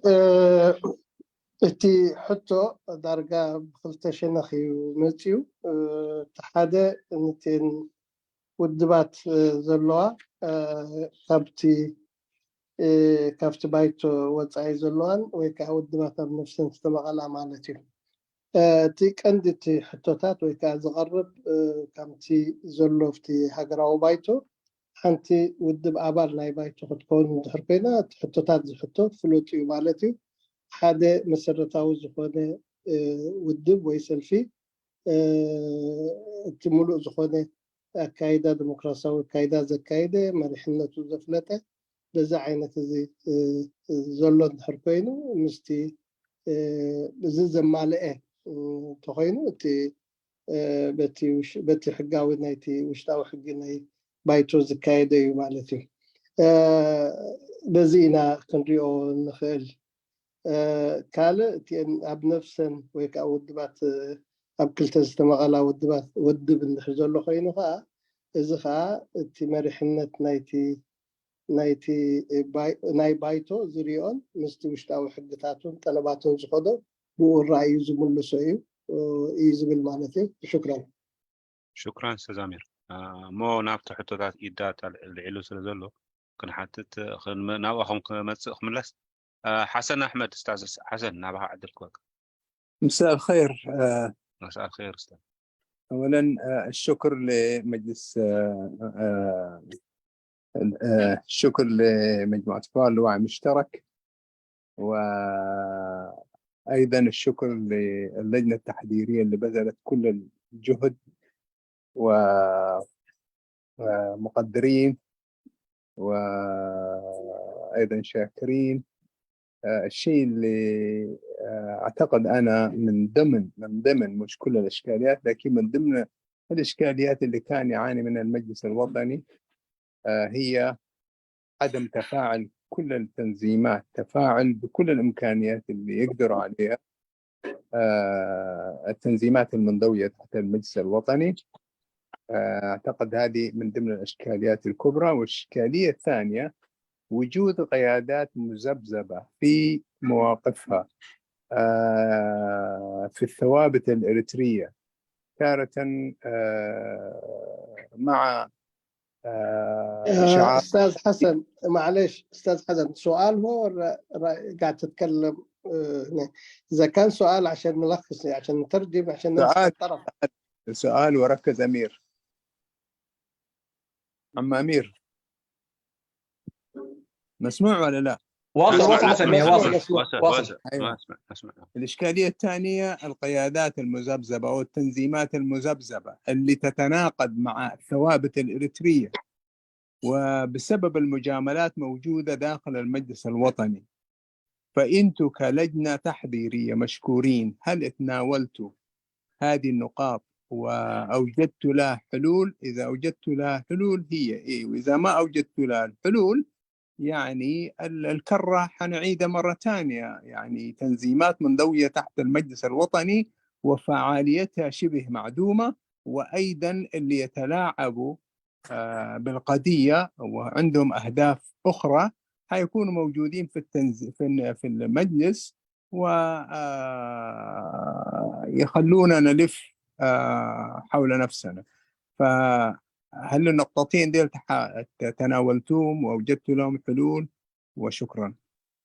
شكرا استاذ. تفضل استاذ امين. شكرا جزيلا استاذ حسن. تي ما توقع فلوتي افتي عندي جزء من عقاب افتي النتوتات كاتو فتونات ناي استاذ حسن زبلجلو هذا قالين ودبات ويكامل حنتات ناي ودبات بروح زي كونه مرقصاتات نريو مالتيو نزياتن كمي فتح كركبلو مخيل انت اتخذ فتح تحرزي ترخيبو خير كما يقرنا أخوهم فتحو زبل حتى قداس نتبيل إذا حسبه زيانين. شكرا استاذ. لا خلينا معلش، خلينا بالتقريني حق المكسر اللي ما احسن من حق عم امير. اجرب حيثوتات كلتها يعني هذه هذه نتي نتي هاجراو بايسو كل زبلت سن حوينا ميكس كومو زي كالي اللوا the political organization قبو أن زي ما لآس الحن زي قبرا تزلون كإلت زي وفيا اللوا نعو التاجر كمو نعو ملسي رخيبكم لذو كالاي خاء أبتي مريحنة أبتي political organization أبتي مجلس الوطن زلو زل مرحتتات اللو مرقصهم مستي مرقص ناي إرتراويان زي سمامع نسوم كأ كل الكبلونا قصة حجي نبيرهم نوعها مفتح رهيبكم أستاجركم مو مفتح رهيبكم له ولا لا؟ I think clear يا مثلا حسن. thank you. من مو قال خابت فاحتكم كم لسه استاذ محمد علي شيء سمعنا؟ ايوه احنا طبعا النظام الاساسي، طبعا النظام الاساسي موجود في السابق، كان موجود من المؤتمر واحنا راجعناه وعملنا فيه تحسينات ووضعنا فيه يعني قضايا اساسيه جدا. وفي النظام الاساسي يمكن مساله الانضباط ومساله الالتزام والاشياء دي كلها موجوده فيه. وطبعا كنت ناقش اوراق ده في السيمينارات برضه حنأكد عليه اكثر ونجوده اكثر. فدي في النظام الاساسي موجود الاشياء دي، الشروط والانضباط والالتزام بميثاق المجلس الوطني وكيفيه اختيار القياده وصلاحيات المكتب التنفيذي وصلاحيات رئيس المكتب التنفيذي لاختيار قيادته. في عده مقترحات جديده مضافه موجوده تقريبا. فان شاء الله وقت الورقه بتاع الاوراق السيمينارات وقت ننزلها هتكون واضحه في الجانب ده تقريبا. شكرا. شكرا استاذ امير. نعم. اوكي ما اعتقد رد على الاسئله. ما كم سؤالين هم حبيبنا، سوا سؤالين. استاذ حسن فيدك في استاذ ابو العباس عنده اضافه تقريبا. عندي فرصه. استاذ ابو العباس تفضل. خلينا نترجم هذا ممكن اذا خستوي ترجمانا انه دحرنا استاذ عباس. انت حنت زي تملست اندحر الله خوينا مستملسين ترجمه شما هو تي تقداي تي كاندي افتي وشتاوي حقتاتنا ويكا زولو نايس بايتو نو ملاسيو مالتيو نحن خا نسخا رينينا وخمي قدنا نتقول له وشتاو زخون حقتات زمالان نزخ رينا مصايخا تي وشتاو حقتات نعور إيها نتي مرحنة بايتون فتعمل زلا مالتيو ناو قريبكا نتي نايمر أي دحراي تي أما تعي زلخا مستورقت قرب يزبل يعمل سنة رافتي قداميتي مالتي. شكرا استاذ امير. ابو العباس عدلك بكامو تقدر تملسوا لنا حسن. طيب شكرا للأستاذ حسن. صحيح في قضايا جوهرية وحساسة لابد من إيجاد حلول لها. أنا أريد أن أؤكد أولا المجلس الوطني أو أي مظلة سياسية تتكون من تنظيمات سياسية تطابق وجهات النظر وتطابق المواقف بنسبة 100%، هذا من المستحيل. لابد في كل مظلة ائتلافية أن يكون في مساحة لاختلاف وجهات النظر، لاختلاف اتخاذ المواقف السياسية من القضايا المطروحة، ولكن الناس تتفق على برنامج الحد المعقول. ما أريد أن مستخدم الحد الأدنى، لكن الحد المعقول من التوافق على القضايا الأساسية والقضايا الوطنية الكبرى، مثل قضايا السيادة الوطنية واستقلال القرار ووحدة الشعب والأرض والقضايا ونظام الحكم وغيره. الناس تتفق على هذا. تطابق الوجهات النظر بنسبة 100% هذا مستحيل. اتفاق الحد المعقول إن شاء الله حيكون موجود. في إشكالية في النظم الأساس في النظم اللائحية حق المجلس الوطني سابقا ولاحقا، اللي هي تتمثل في عدم تكافؤ المسؤولية والسلطة. يعني كثير من الأحيان القيادة ما تقدر تتخذ القرار المناسب في الوقت المناسب، نسبة لحسابات، نسبة لإعاقات في داخل النظم، اختلاف الجهات التي يناط بها اتخاذ القرار. لكن نحن هذه المشكلة إن شاء الله يعني موجودين لها حل، وإنه كما تفضل الأستاذ شيا النظام الأساسي يعطي صلاحية اتخاذ القرار بشأن حتى عضوية المجلس الوطني من القوى السياسية. أي تنظيم يخل بالحاجات الأساسية مع استنفاذ بعض الوسائل اللي هي لفت النظر، النصيحة، الكذا والكذا والكذا، بعد ذاك يتخذ قرار حاسم يعيد للمجلس الوطني ولقيادته هيبتها. في نقطة أيضا يمكن أشار إليها السؤال، هي إمكانية تنسيق جهود القوى السياسية وكلها دفعة باتجاه هدف واحد. إن شاء الله هذا أيضا هذا المسعى موجود، ومن خلال الخطة التي سنضعها أو التي إن شاء الله أشرفت على الانتهاء أيضا هذا يعني فيه معالجة. إنه الشغل الحالي الموجود إنه المجلس الوطني عنده إعلام وعنده كذا بعيدا عن إعلام التنظيمات، لكن نحن في التخطيط إن شاء الله إنه كيف الإعلام كله يبقى إعلاما واحدا، وكل الإمكانات وكل القدرات بتاع التنظيمات تجي تنصب في الإعلام العام للمجلس الوطني، وهكذا كل المرافق حتى وسائل المقاومة كيف تنسق، كيف توحد، كيف يدفع بها إلى الجهود، وتبقى اللافتة البارزة والجهد البارز يكون للمظلة وليس للتنظيمات. شكرا. شكرا أبو العباس. أستاذ أمير. أستاذنا دكتور انت شو تتقبل تبغى نيرو إذا حاجة قد حتى تحصل زخونة أستاذ قرماي نحرر له خينه بحنساب سلسلهم زيادة تنتج معنا من البات باختصار نتبتات توردين خيلية، لكن أسأل أستاذ قرماي ممكن توضيح زيادة بتصحتي قدلو كيف بتصح مالتين نحر زي اللو تقامي له أستاذ قرماي ودي افترار مالت قريب هو خلاص أنا أستاذ أوكي أستاذ قرماي ودي افترار أخت مو عدلك بقى أن تأشم مو دحان حراي جمرتا زي أحوات محمد شيان أبو العباس نزبولو أقداسي ملسي بومل اللوجن كم مسيرات انتايز بالرئيس ولا أنا نزو قدايزي كم زي السنة ده الشماغل زي كنت حلف النزل له زو قدايزي بعبي مريح النت ما أكلاي مريح النت ناي بايته وصل نزل له بزعبا زو قدايزي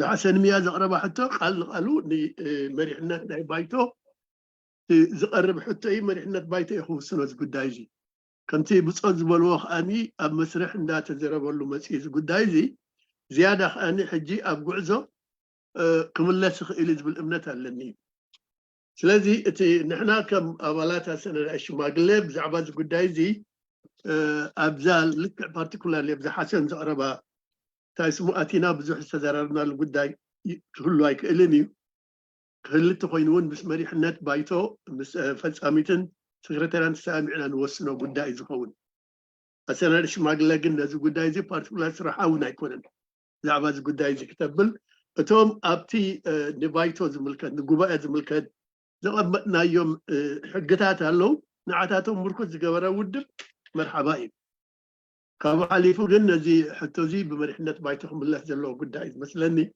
ما كلا مرحنة بايتو كم الله زلو حاو نقاش عثمان الله يبزي بزيادة بدرجة لاي بايتو كمل سخ بمرحنة بايتو نحنا كمسنا دايت جن تقعزو جينا نريو زلنا قدايو قال أكلات كأب علم وسحبه ماله خبزهم كم زولو زبهال زي سمي زي سوع زلو وردي ورقة تيما بايتو سحبه ماله ودحنكم شكرا أستاذ قرماي I think دحار ولا عمود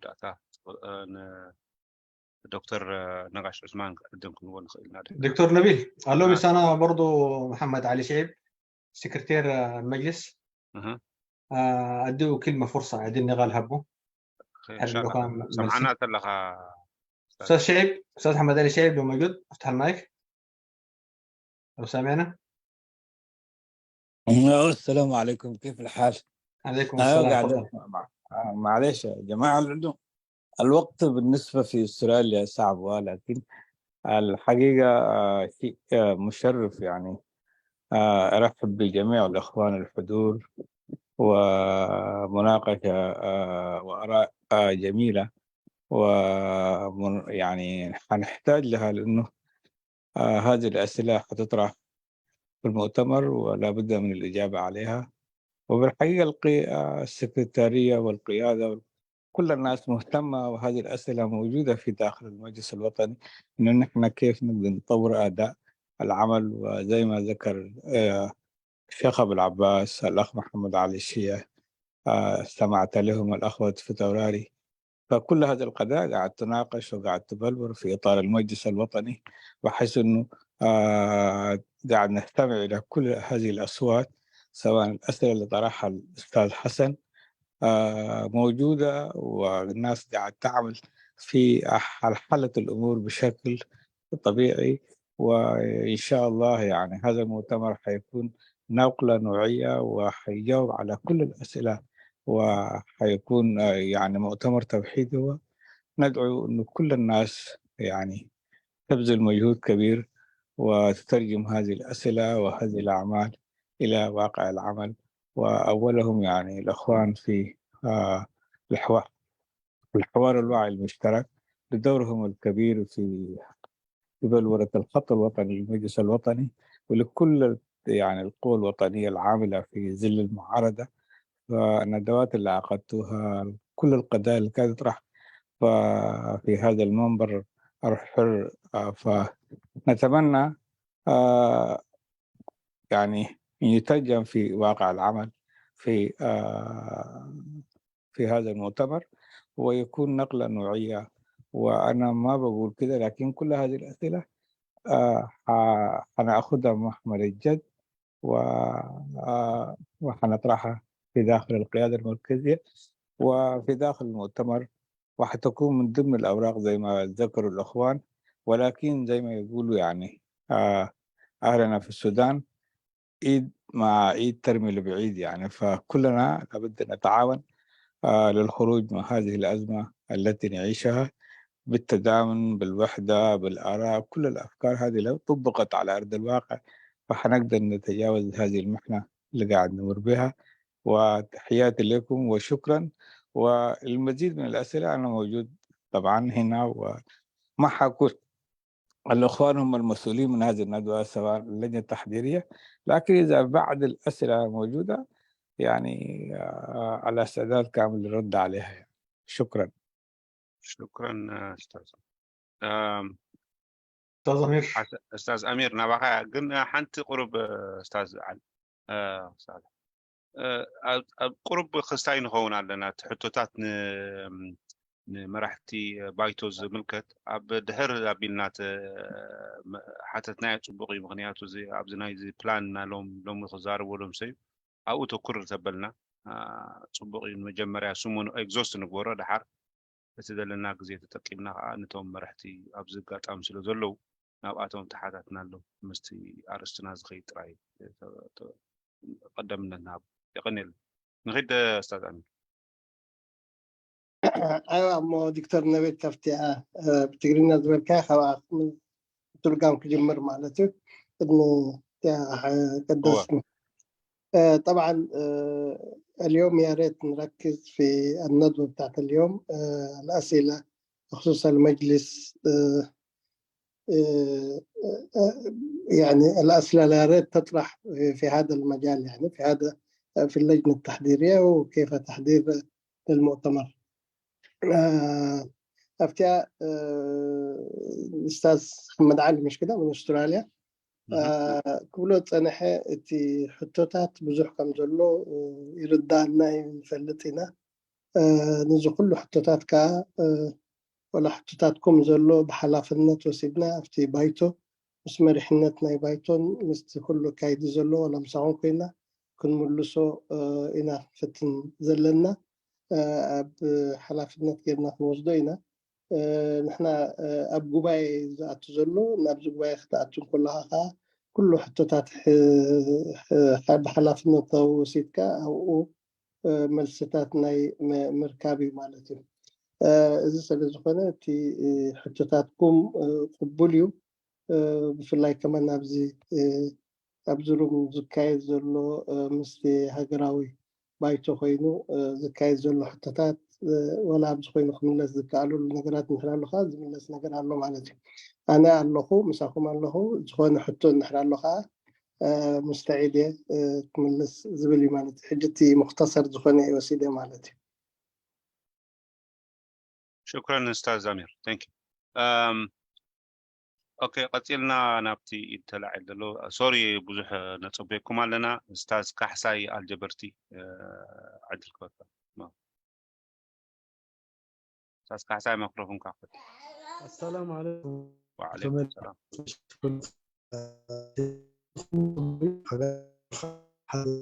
نعيت رايدي ولا نغلاتكم ما يسمعكم من دول نغلي السلام استاذ كحساي سمعك كاين لنا السلام عليكم. سمعوني لهم حجي وبقى لك حاجه. اوكي انا دابر اولا حوار الوعي المشترك يمسكنكم زي بدايه بصبوق يكون مقربكم كما خانا هاجراوي السنه الشماغله بتاعي مسجنا نز بدايه رأيان حسابا نيتي خويد لخونتات رئة أبذي نسالسة جباء مؤتوا بتعمي عبي حبني نزخونة على ساي مالتي كابز غطيرتي حطوناتي أب ناي شرق الأوسط زبل نطبيهم سينيرو نسخاء حموش تزبل نيرو شرق الأوسط كفتين تقالستي منطقة سلزخونة كما يقولون حموش ترايز هو زلو زياتي حطي وشكرا. شكرا أستاذ أمير. اوكي شكرا جزيلا استاذ كحساي. بعد المقدمه طبعا حطناتو حد صار اقداسين زخنه حتى مثلني تي كافت مغرب زغربه شرق الاوسط بالعربي يا استاذ ابي بالعربي هو قالب بالانجليزي. اوكي بالعربي بتقرينيا يلوا سوري معلش. ايوه السؤال مهم جدا بعد مقدمه سؤاله بسيط وسؤاله مهم ومختصر. هو الشرق الاوسط يمثل يعني النضال، لكن كيف انه ما سؤاله ليش 5 اشخاص فقط من الشرق الاوسط؟ هذا هو السؤال يعني. عدلكم بكم من عقد هو استاذ ابو العباس عدلها بودي اوكي ابو العباس استاذ عبد العباس. طيب اولا الشرق الاوسط صحيح يمكن يستحق تمثيل اكثر، لكن محدوديه عضويه المؤتمر يعني تحتم علينا ان نحن يحصل تقسيم باعداد اقل، لأن ظروف عقد المؤتمرات غير متاحة حرية كاملة حتى لا نحشد. من هذا الباب أولا تقليل نسبة المشاركة أو نسبة المشاركة في المؤتمر، من هذا الباب يمكن تم تقليلها. لكن إذا نظرنا نظرة كلية للشرق الأوسط حيكون في تمثيل سياسي للقوى السياسية، يعني تمثيل التنظيمات ليس داخل في ال5، تمثيل القوى المدنية ليس داخل في ال5. يعني القوى المدنية ستمثل بطريقتها، التنظيمات السياسية هتمثل، ال5 تمثيل جغرافي للمنطقة عموما. وأيضا السودان غير داخل في ال5، لأن السودان أيضا باعتباره يمثل ثقل شعبي له تمثيل آخر غير ال5 الخاصة بدول الشرق الأوسط. دول الشرق الأوسط مقصود بها الدول العربية الأخرى غير السودان. من هذا الباب يعني التقليل من هذا الباب. أولا التمثيل السياسي غير موجود في ال5، يعني غير مشمولة، ال5 لا تتضمن التمثيل السياسي، وما شاء الله الشرق الأوسط تتمركز فيه كثير من التنظيمات. أيضا التمثيل الفئوي ومنظمات المجتمع المدني أيضا غير داخل في ال5 تمثيل قاعدي جماهيري لهذه المنطقة. أنا هذا ما عندي من الجواب. شكرا. كالوت كمول له الدوليت له وين أبترقم كن كيت أراح الله أبترقم كيد بدها يعني ترجم كده مغنية ترجمة تعمل سنة. أوكي thank you نبقى أميرو ترقم استاذ قرما يقول له خليه يقولها بالتقريد ما بيستلفون. نعم بلا أميرو أستاذ قرماي أمير قول أمير. اوكي هو تي أقدر سنتنا الشرق الأوسط رديو كأوزل على خود نزقبا نيرو مقلال نايتي زلو تقدر سنتنا يكونن تي جغرافيا ويزخوني أكبامة أين قمتنا حمش تزبل زبل الشرق الأوسط غيرنا مالتو كاو السودان يلا مسوخات ين بوليتيكاون ودبات تين سبيلان محبرات مسرتات زبل أو أتو أيكونن زين حموش تزبل زلو تي جغرافياوي مثلا زي عندي خمان زيادة التبرهات بوديرو خمان ناعي ما يكفري. دكتور نبيل يا سلام اللي حتى بجي كمان أستاذ أبو العباس في المؤتمر الثاني كان في إشكالية في إقليم أوروبا موزعين 5 مقاعد لإقليم أوروبا في حين الحضور كان أكثر من 6 دول، فدي عملت إشكالية. بالإضافة لكده يعني الحضور الجماهيري أو التمثيل الجماهيري في أوروبا كبير جدا جدا، فهل ما من الظلم إنه يعني يكون بس 5 مقاعد فقط لأوروبا؟ مثلا السويد ده أكبر فرع وفيه حراك جماهيري كبير جدا ودوري بصورة راتبة، كان يكون تمثيل واحد بس، هل دي ما فيها إشكالية؟ وبالنسبة لأوروبا نفسها يعني في أكثر من فروع كثيرة جدا في أوروبا، أكثر من 5 المتاحة لي الآن. ليه 5 فقط لأوروبا؟ أوروبا إقليم حيوي من ناحية داعمين، من ناحية جماهير، من ناحية حركة، من ناحية حيوية، فليه 5 فقط لأوروبا؟ شكرا لك. شكرا أستاذ نبيل كحجزه بدي أعمل شغله ابن أبو العباس كحجزه. تفضل قرمه أستاذ. ثانك يو. أبو العباس كم زقلوت أسرتات وهي بزلوا نتهم بوليتيكان والدباتي. أبوشتو ناي هزبان محبرات الله إيو ناي كابتن بوليتيكان ودات وسا زلوا ناي ديك نستيو ناي من إسياد كمون ناي سيفل محبرات سلازي تقع سلازي وسخ إزي إنكلود هيكون تحمشته تبايل زلوا تحمشته نتهم بوليتيكان والدبات بارتيكولار زواب زلوا أسري إمبر نخلو نتي قد يكون سلازي حجي ولا نا أوروبا هتكاد سنيحو ناي شرق الأوسط راح زي كوني تابعاتهم بمحبرات تودومون ترى اليوم بدك نستيو بمن إسهاد كوسخ يوم مالتي سلست حمشت أنا تمبلت كاد والدفات راح درس لزخونة بس معك كان زين تنريو صبوك وينسمع عني قبل الدقيقة. ثانك يو. قرماي دكتور نبيل تفعلت هاي. تفضل نبيل. هو قرماي يكون بعتا نيتهم حموش سيني جغرافيكاوي أمام تأيي.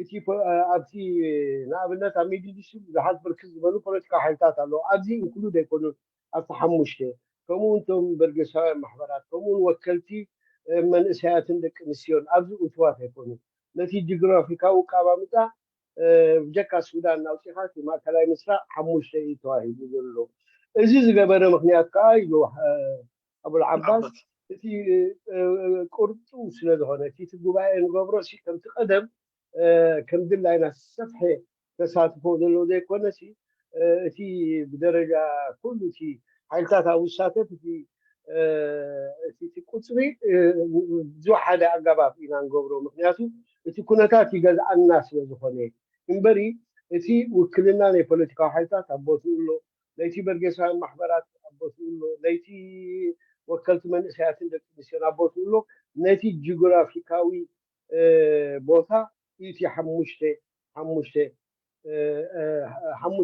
تبعه كما يلو قاليسوا أبو العباس يوم ودبات أوريدي بخالد رئيسكم ما لهم 3 سنة يوم قال لكم سنة لهم أفتي سنة لا إيش ما قال له أبدي 5 أبو حموشة أتواصل يكونون أنا هم يترديتي ما أغلبه اوكي شكرا مو ابا خلاص بنات كاسول وسخ زبل قال دكتور بعرب قلنا قالوا سكنت تبع عرب زبالة ابو العباس بعرف جبل انا لا لا اوكي استاهل كلير دخل تحطوا حاجه مش زغربا له ابو ناصر كان تايز له ني اوروبا نعبنت كمان يلو خما اساسا حموش سي وحدي نعبنت كاب شدش تحدي جبائي كان اي جبائي ساتي كله في بوتا كميك هو نعبنت شودن سفح هزباوي دقافين اي بايتون ገንዘባው አስተዋጽኦን ገብር ተሰጥ አካላትና አለው ሁሉሲ እዚውን ከመይ ይኹን ትሪ ወንምታይ ቆሙ ኮይኑ ትብል ከዓ ናይ አቡና ስድ ከምዓ ትመስላ ከምታ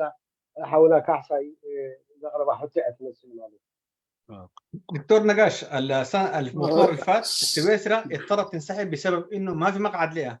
ايوه لا نحن ما قاعدين نتكلم في الان الموضوع، لكن ابو العباس اللي وضحه طبيعه المؤتمر اللي قاعدين نعمله هو اللي قاعد يفرض علينا نقلص الاعداد المشاركين ما اعرف. المهم اترك للجنه التعديليه بس حبيت بس اضافه صغيره استاذ محمد.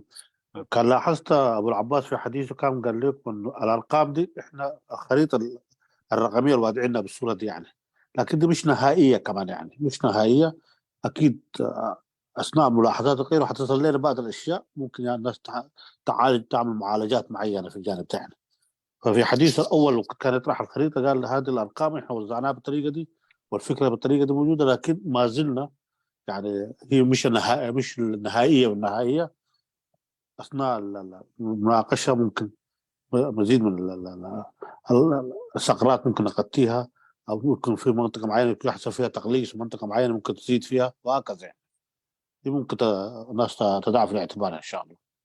فنحن ناخذها كنوت معنا وحنطرحها في اجتماعنا القادم مع اللجنه التحضيريه برضه يعني، ومراجعتنا مع المكتب التنفيذي برضه لهذا الجانب ان شاء الله. شكرا. شكرا استاذ محمد علي شيء.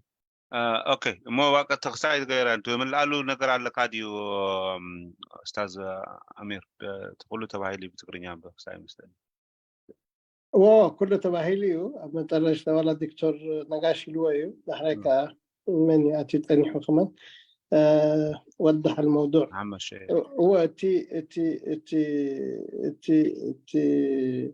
تقطري ورقة وقطري وكاجوغرافا وقطري بعدتيو كله قطر حمشتي ولا قطر شدشتي قالت تبلكا أما ترى اشتاقا تقاب حمسة ولا قال خبز حقيقتي تشمو مالتي سيدي دحركات مليسات يا سنادش ما قلنا كتضاربوا لي زيادة خابة برهت تقبروا لي. اوكي قصل. شكرا استاذ. اوكي قصلنا ايفون عثمان صالح ما يكافئ تعجب. طيب شكرا. أنا في الأول عندي سؤال للإخوة في اللجنة التحضيرية. هل الفرصة المطروحة دي هسه هي للأسئلة ولا للملاحظات؟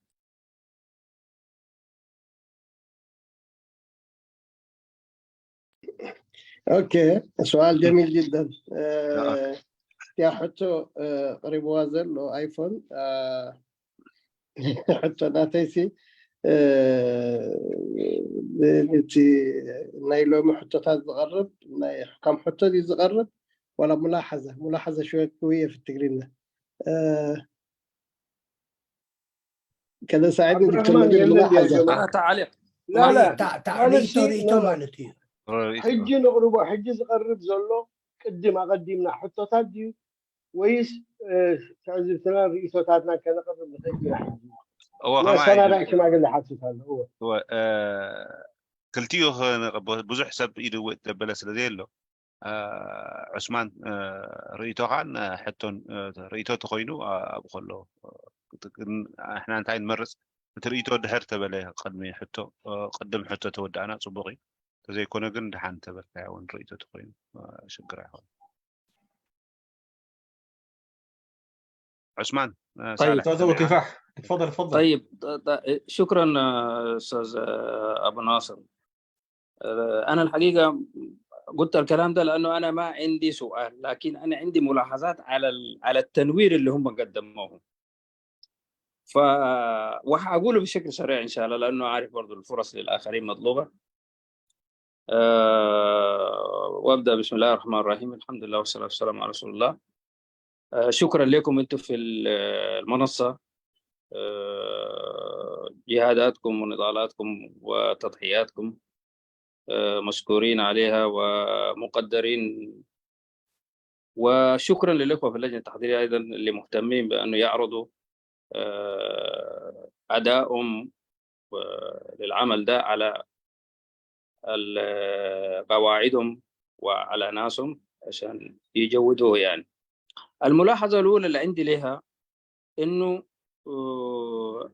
يبدو لي الوثائق دي تم إقرارها في اجتماع مشترك بين اللجنة التحضيرية والمكتب التنفيذي. وهذا كلام من هذه الصورة إذا أنا فهمت المسألة صح.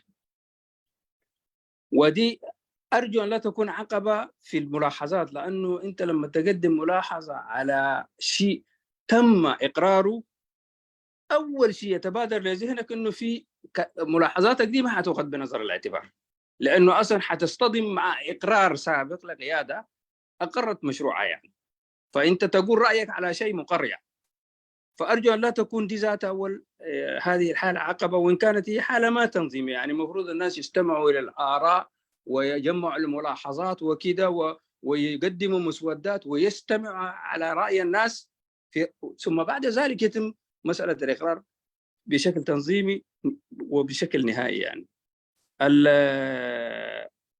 الملاحظة الثانية أرجو أن يكون خلينا نمشي في الملاحظة الأولى عشان ما نترجم بالاختصار. كويس. خليك في المايك معي. أوكي. تي تحطوت الناتو ويكا تي رئيتو ويكا تعزبتي زلو زبل مالتو زبل دايزي قريبكم وزلكم وراءتي اسم مع مونغو السنة دا إنشي ماقلن مرحنة ناي بايتون استقبره كوينو يسمعنا مالتو إذن نحر كوينو خا أفتي تعزبتات رئيتوتات نايتي ناي حطوتات تقامات كفتر يثقليو إذي تتعزبتي ناتي إبل مالتي قدامي تتعزبتو كالي تتعزبت خاهم كيت. تفضل. طيب شكرا. الملاحظة الثانية إنه المؤتمر المشهود اللي طبعا أنا حأتكلم عن النقاط اللي هم قالوها.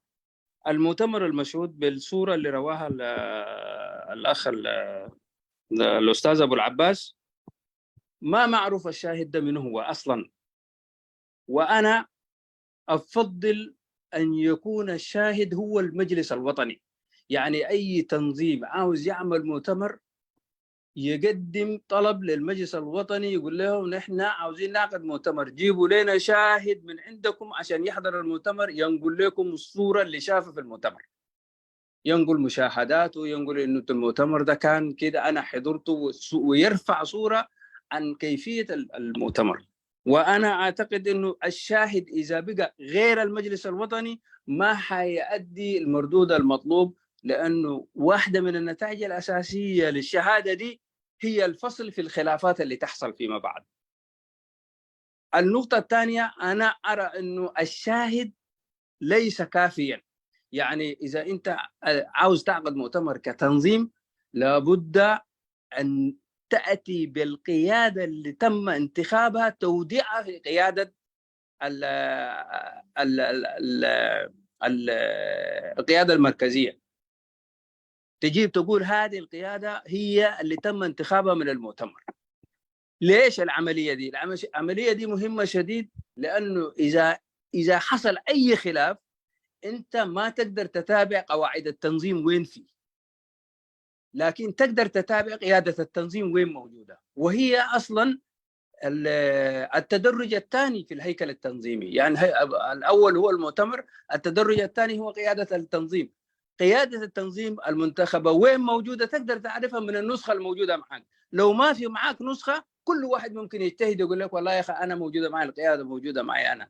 ودي واحدة من الأسباب من أسباب دائما القرارات غير الصحيحة اللي تتخذها القيادة.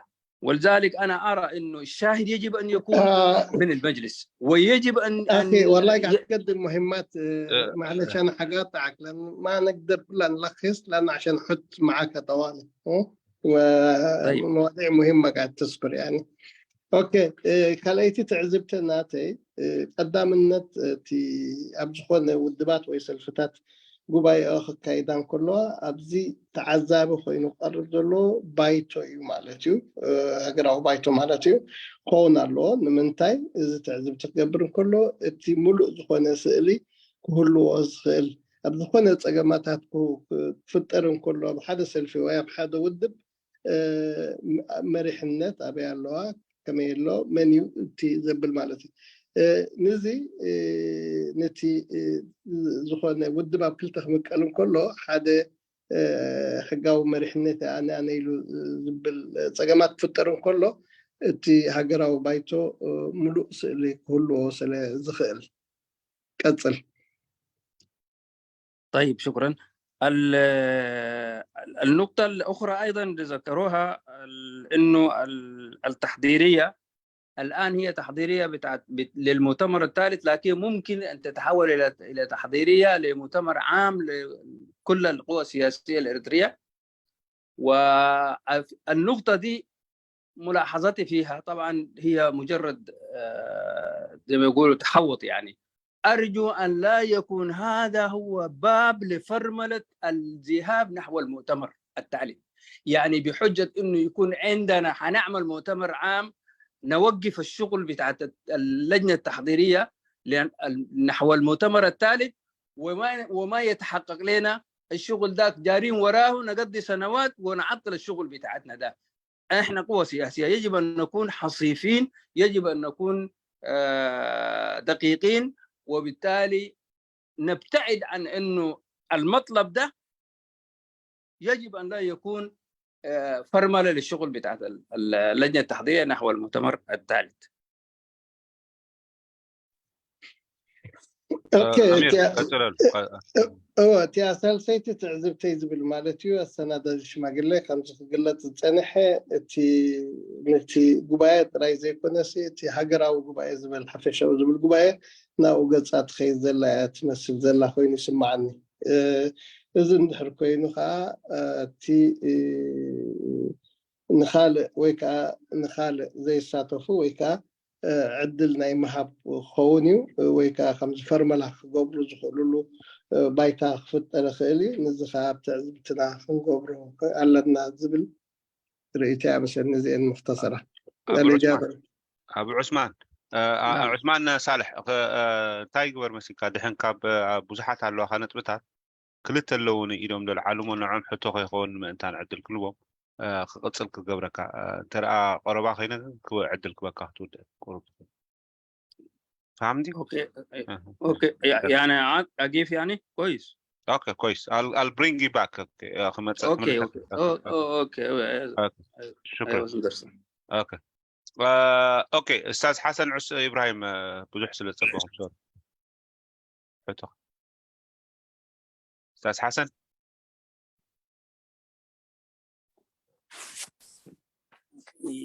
سلام نقولهم أنا قايشنا بحلفي بتعم صبو إيزي ناتي كابتي زحلفنا زي بايتو أقراو بايتو زحلف وتمكرو مستي وديتات زخي زنبرة نخندي عامتات كل جزء نداتا سانقل زخي زنبرة بإيدا تاونت نايو ساتنياتات كل جزء نداتا عن كفاز زخي زنبرة نابوني بو كاون سانقو سيدون سابنا أوروب قامتشو قبائي غيرو زي قدستو قبائي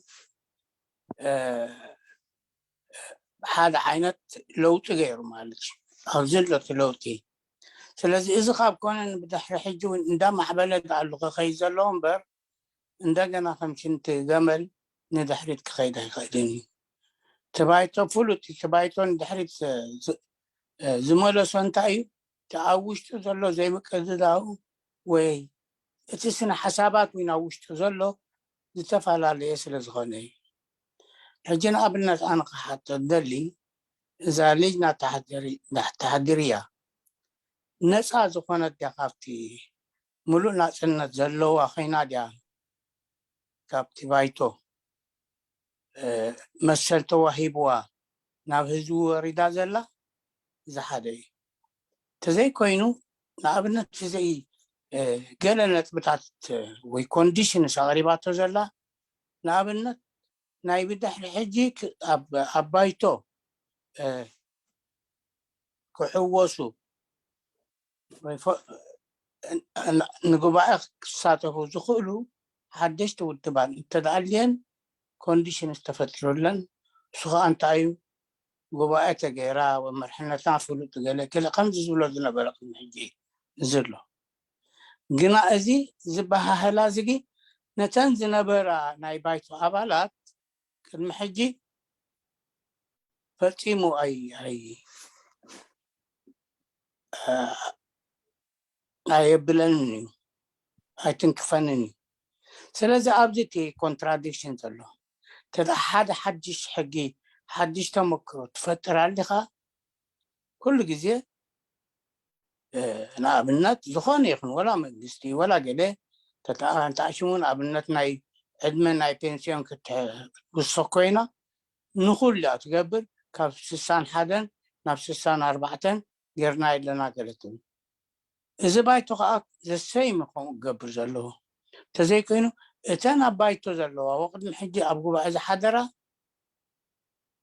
قالي بقوا بقى زي مساء وبقى ودباتن وبقى زي قبري بأبز حتى أنقيم مرحلة كلون كمان كاب كلتا سلسة زي بس أبالا زلواني أبرسي الرأي أنا بوليتيكا زسفالا لي سلازي إذن تدأخو خون كينو سنة داو شماق للناس تدأخوينا كاب بحجي تعيشم قتعدو ساعة زلوها نقول له أبقوا بقى زي ساتف وواي أوز قبره مرحلة تقمز قبره دابلت كتقمتو اللوها تزي كينو نتم دمت زلو أخذت عيات توسع زل خمالتي زحادي كلاي نقر قالو تي أباها هلا انت أيو نحنا تي كندي نقارا أصو زلنا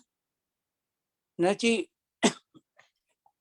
ملاخ السرعة زلو أب إريترا نعون موداغي سلازي نعو عودي كاخا كما يقول كازا حاشا ديمقراطيا ومرحلة المفتاري زيتني علامة أيكونن إذا خاب كون أنت أخوينو نبلا لنا أبنت أمنا يقل مخنانا توتيرو وسنتاي نزي مرحلة إزي قرب زيتون كفو والدبات أبزو قبائي ساتفا أيكلان نزول قنا أبو زي صحاتوها نتيل إلاونة إريترا أواقع عداقا زأتوها تنظيمات كاني ملء نصايبون إذا كونتراديكشن زلو سلازي إذا عينت زي أما تاتا إزي نجزا رسو ندحريتي زبلو نجزا رسو اتزنا برسكم غيرو يقص المرحلاتي إذا سلازو خاني أنا بزوح دبزو زغاني الرأية قالو أبزي بايتو راح أنت باي ودب زنبرت أبسلسة مقيلة الكاي كون راح شي كون تبوليتيكا الرأي أخي كم إيو بحلفين إنه هجر كاب نظام دي يكون نتا هجر ده حبي نظام أبزيتات نريو علنا محالي أمنا البركان وحالكم تانكي استاذ حسن حنت حتى دلات كاب مخنياتو خالق تريتو تاتي زال جنازيات نتاريا اوكي ترجم بعرضها ترجم زلها لا ترجمها عربي حتى اوكي شكرا جزيلا استاذ حسن وانتي قداميتي خماتوي زخنت زي هاجراو بايتو قد محدي ابزع عاوت زخبت حنكر له كافتي تتاوت أنها زبل كأو رحيقوا بإوروبا قبائي أعتقد وكايدو. أستاذ أمير هو تكلم بالتقنية أستاذ حسن. لا بس بتقرينيا انتوا بعربي اوكي نقاش بحلاف ابي كارلو يا شاء الله خير. اوكي طبعا معلش يا جماعه دار نساهم، نحن ما خبيرين في الترجمه طبعا. لا ابشر ما يهمك. كويس. تمرين مجاني قاعد نعمل. طبعا المجلس بعد تدخلات ابتعد من التدخلات الخارجيه وعقد مؤتمره في اوروبا ونجح، وهذا مكسب كبير للمجلس. لكن بعض العراقيل كانت موجوده في داخل التنظيمات او كمان في داخل المجلس، وهذه شويه ممكن عرقلت في بعض النقاط في المجلس. لكن السؤال الوحيد وكما طرحه، هل اللجنة التحضيرية عندها صلاحية كاملة؟ هذا هو السؤال الوحيد الموجود. إذا كانت اللجنة هذه عندها صلاحية كاملة ممكن تشوف وتناقش النقاط العرقلة أو كما كانت النقاط المختلفة كانت موجودة في داخل المجلس. شكرا. من نقطة مهمة أستاذ أمير كان أشار لها أستاذ حسن، قال لو سمحت لي أستاذ دكتور نبيل. تيا أختي حدا يملس هذا دا إنديبندنس لا مساء ما يرد عليها بسم الله زلوا ساهمان. ما سؤال لكن رأيي هو إنه المعايير بتاع التنظيمات هذه أنتوا قلتوا لي خارج التنظيم اللي حيدخلوا الجدد في حطيتوا معايير، يعني إنه اللي عقدت مؤتمراتها واللي قيادة معلنة اللي عندها وكذا كلام ده يدرك يعني. لكن هذا المعيار نفسه لا ينطبق على جزء موجود داخل المجلس نفسه يعني. بالتالي إذا حيكون في عدالة حيكون مفروض اللجنة التحضيرية إذا هي لها صلاحية مش صلاحية قالوا إذا هي مستقلة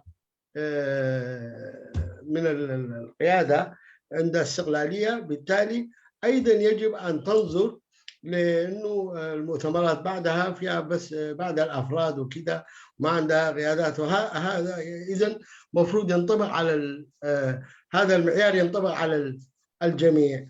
بعدين نقطة أخرى أيضا قلت أنتم مثلا اللي يقبل بالبرنامج وبالقيادة بتاع المجلس أو بالمجلس وكذا، لكن داخل المجلس المعيار مفروض يكون كمان اللي ممكن يكونوا مناهدين للسيادة الوطنية الإرثية نفسها يعني، بمعنى أنه نفرق بين النظام ومسألة الوطن. بالتالي يعني هذا أيضا ألا يستحق أن يوضع أيضا كمعيار لقبول المجلس في المؤتمر القادم. قاعد يقول أعتقد أستاذ حسن دي النقاط اللي ذكرها كان. اوكي شكرا نقاش.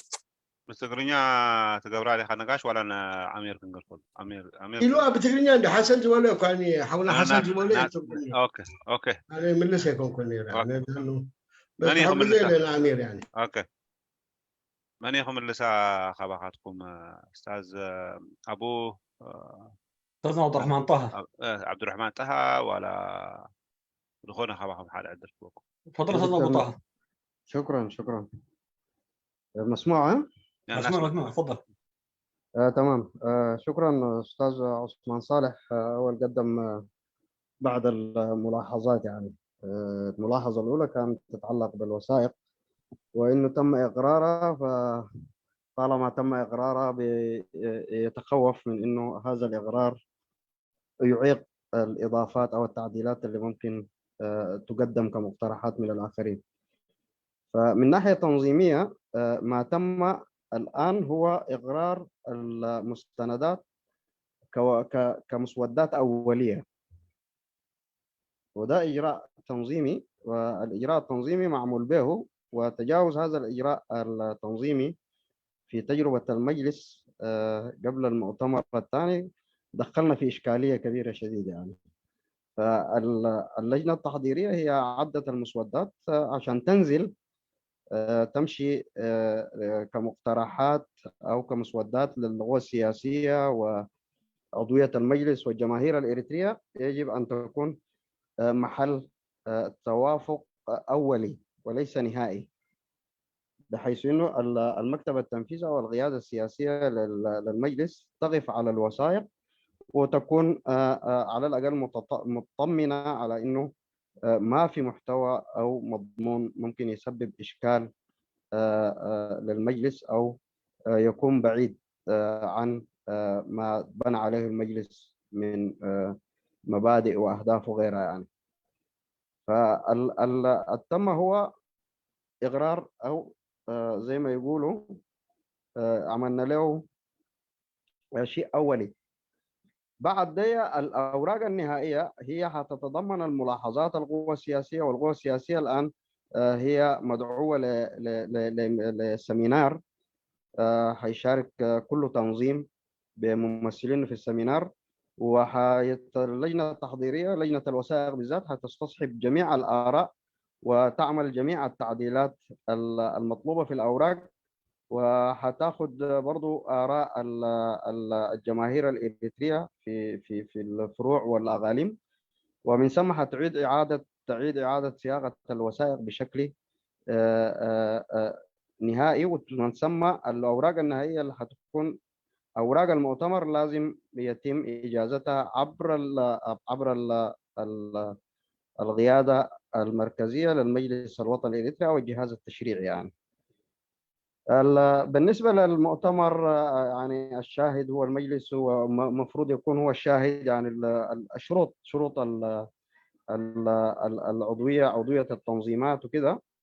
الآن ممكن ما من المصلحة إنه نخش في تفاصيل، لكن مثل هذه الآراء هي متعلقة بالتعديل في النظام الأساسي، وممكن تطرح عبر التنظيمات أو عبر الأفراد في الأوراق بعد نزول الأوراق والوقوف على مضمون الأوراق بشكل واضح.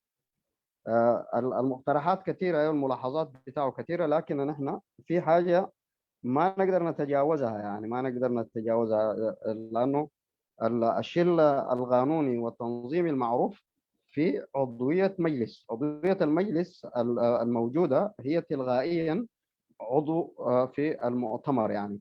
بعد ذاك هيتم إذا في قوى أخرى خارج المجلس قدمت بطلب للمشاركة في المؤتمر هنخش فيها مع الشروط دي، فنحن ممكن ناخده كتوصية، لكن صعب إنه ينفذ بالشكل ده، لأنه نحن بنتكلم عن كيانات هي قائمة في الأصل يعني موجودة. فهنا نحن بنقول المؤتمر المشهود على الأقل ممكن يكونوا في بعض مكونات المجلس من تنظيمات سياسية أو غيرها حضر ممثلين منها في المؤتمر ده يقدروا يشهدوا، والساحة الإريترية عبر مختلف الوسائل في الإعلام وغيره كده تكون وقفت على إنه هذا الكيان أو هذا التنظيم هو عقد مؤتمره بشكل صحيح وأعلن عن قياداته يعني. فكده نحن نقدر نمر يعني. بالنسبة للمؤتمر العام نحن بنسمي المؤتمر هو المؤتمر الوطني باعتباره المجلس الوطني الإريتري للتغيير الديمقراطي، فما في تضارب، فما في إعاقة ممكن تحصل من الكلام ده. والحتة الوحيدة اللي كانت مطروحة هي الدخول لمؤتمر توحيدي. فهنا هو ذكر الأخ أبو العباس في مدخله الأول إنه اللجنة التحضيرية دي عندما تم تكليفها وتأسيسها ممكن تتحول من الإعداد للمؤتمر للمجلس إلى الإعداد للمؤتمر التوحيدي. فنحن الآن شغالين في الإعداد لمؤتمر المجلس الوطني، ومتى ما عملية الحوار أو التنسيق أو غيره تمت وأفضت إلى أنه اللجنة التحضيرية تتحول إلى تحضيرية لمؤتمر التوحيدي، ساعتها حيكون القرار قرار المجلس الوطني. لكن الآن ما في أي إعاقة، وزي ما قلنا في الأول المجلس ماضي في عقد المؤتمر كاستحقاق تنظيمي وكضرورة وطنية ملحة الآن يعني. بالنسبة للأستاذ حسن إبراهيم صحيح يعني في بعض يعني الملاحظات الموضوعية، لكن هي بقدر الإمكان يمكن أن تناقش ويوضع عليها بعض الحلول في النظام الأساسي اللي هو حيتم إقراره في المؤتمر، يعني ما يتم صياغته من جديد، المقترح المسودة بتاع النظام الأساسي. وفي ثغرات وفي من تجربتنا أيضا كثير من الملاحظات ممكن لجنة الوثائق استدركتها، لأنه في كثير من تجربة المجلس من تم تأسيسه في 2011 لحد الآن مر بظروف وتحديات، ومر أيضا بإشكالات داخلية، والآن الساحة الإريترية أيضا معرضة لاستقطابات كبيرة، وحصلت اختلافات في وجهات نظر ممكن تكون جوهرية تختلف مع الميثاق السياسي. و فيما يخص التنظيمات اللي هي عضوة في المجلس الوطني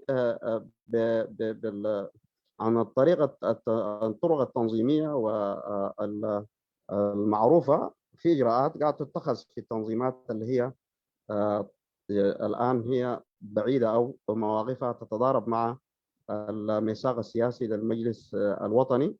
وفي تنظيمات أيضا عفت المجلس من مغبة الدخول في مهاترات وغيرها واختارت الخروج. فبنقول رغم أنه هذا الخروج ويضعف الفكرة الرئيسية من عملية توحيد معسكر القوى التغيير الديمقراطي، لكن في جانب آخر قد يؤدي إلى تعافي أكبر، يعني من هم تماهوا مع النظام بشكل كبير خالص أخذوا قرارهم بمغادرة المجلس، وأيضا من ارتبطوا بأجندة خارجية.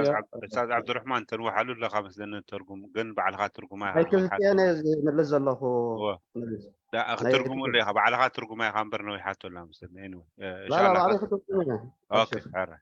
طب عليه ترجمها قتل استاذ هو ف الأطراف برضو اللي هي ارتبطت بأجندة خارجية أيضا أخذت موقفها، والآن المجلس ممكن يكون في حالة تعافي.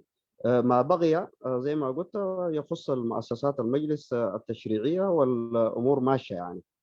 لكن في المستقبل زي ما ذكر الأستاذ حسن الناس هتعمل ما هو يعني يغي المجلس الوقوع في مغبة الإشكالات دي، ويحاول يسيق النظام الأساسي بحيث إنه نتجاوز الإشكالات والعقبات في التجربة اللي فاتت يعني. بالنسبة للجنة التحضيرية، اللجنة التحضيرية هي تم تكوينها بقرار من المجلس التشريعي للمجلس الوطني، وهي مفوضة بحكم القرار بممارسة مهمتها بكل استقلالية في التحضير للمؤتمر، وهناك تنسيق مع المكتب التنفيذي بحكم الاختصاص. هو ده فما في إعاقة وما في تدخل الآن على الإطلاق في عمل اللجنة التحضيرية.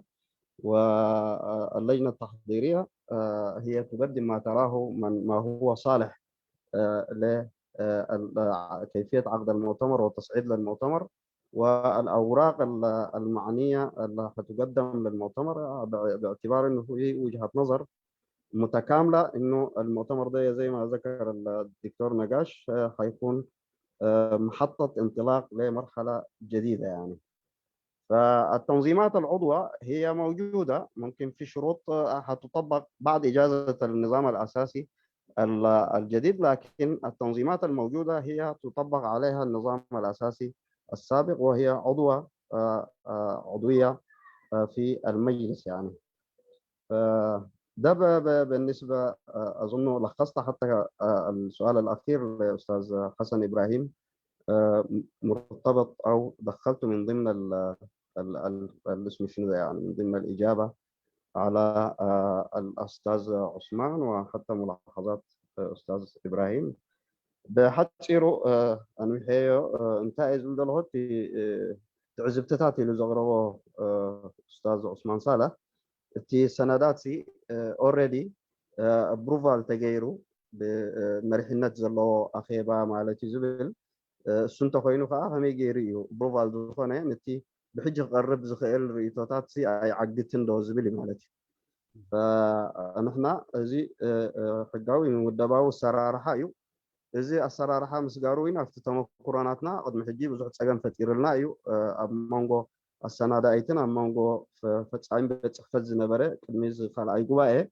اب نح مسحابنا بدوتانا اتينا مالتي فازي قداماي بروفالي في درافت سلازغونه درافت بالسنادا ايتداليو بحقاو ملكة أتي مريحنت فتصاميت وسكرتاريا فريقوا لهم ناب بوليتيكاو حيلتاتنا بهزبي خورد مخانو زخون عينت صقم زمت دو قالت حتى تسلو زخونو ناي حبار أبروفال غيرنا له مالتي التنايم طرشتا أبروفال جن دحرت مسرح مستوداي سمينارات مستخايده قطعات مستخايده تتصافي فو زغربو السنة ناي كله تعزبتات حيزو زغربو شعو يو ناي لاست درافت خوينو السوها بحقاقي أكال ناي بايتو بمولو أزتاكبو يو أبروفال دخون مالتي ولاتي أبالنت ناي قبائي قلزبل بمولو متقرشتا مسرح أبروفال كجبرا اللو مالتي موزي تواقعي أي كونان يزبل اللو مالتي تسترفت قد مخونتنا أبالنت استمسكرلو قبائي كايد اللو تودب قلا زبل بلو زي دحراي تعزبتات كقمة خيلي نونتاي سمينارات كايديو ناي بوليتيكاو دبات اوريدي مصوعات تقايد له كم وينا بحزب خوردي تسندات شعو زلو رئيتات كقرب خيلي نونتاي زخجن دالو زلنا سندات ابز مص زلو غباي ابروفال انت تغيرو متي مص زلو غعزو يو ك خستايك حكومه زخيلن بر ناي تزحلفه بت ناي تزحلفه غباي يو زختل مالتي تممرحي السلسلة زخانة بقشعو انت تزاربنا له بالسفح زبلاء حيش كم لبوادين كن وصدو بلا له دحراي تي حجي خنردو زلنا اوريدي تي غباء توم ابالات بايتو زخانو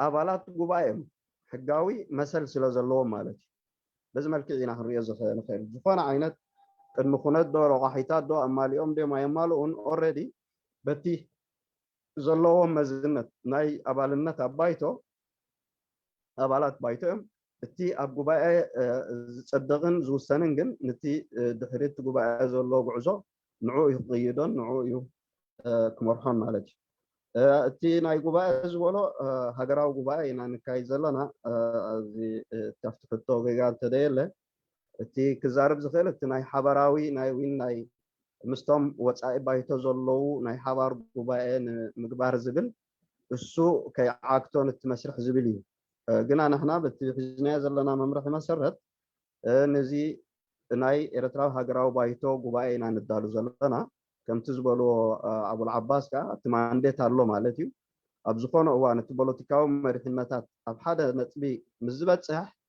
زي السنة دايتزي أفتينا حبر قبائي نمبصح كالسنة مقانوين افتينا مجمريا والسنة توهابوي مالتي مستم كالوت وصوز كلو مالتي بأستاذ حسن زي ما سألت ناي تمكرو جلازبل الله أوريدي كله تمكرات حليفنا هنا بزح تجمعات وين الله وأنا زخم سبها له ناي رئيتو في الليات وين الله جن كم كون النت حجب زوان زلنا يو أفتح على النت ناي بايتو أقول حين نترينا يو بإذا والسنة بعلم زوجسنو زوجو أبالات الله خاب جبائي مالت كاب بايتو أتبيهم رحيقهم مستسرعات الزنبلو كاب بايتو سكبنا لنا يلوم بتي مستي ناي وتعيدو مسناي ويانا أجندة أساسورو خا كابزي بايتوزي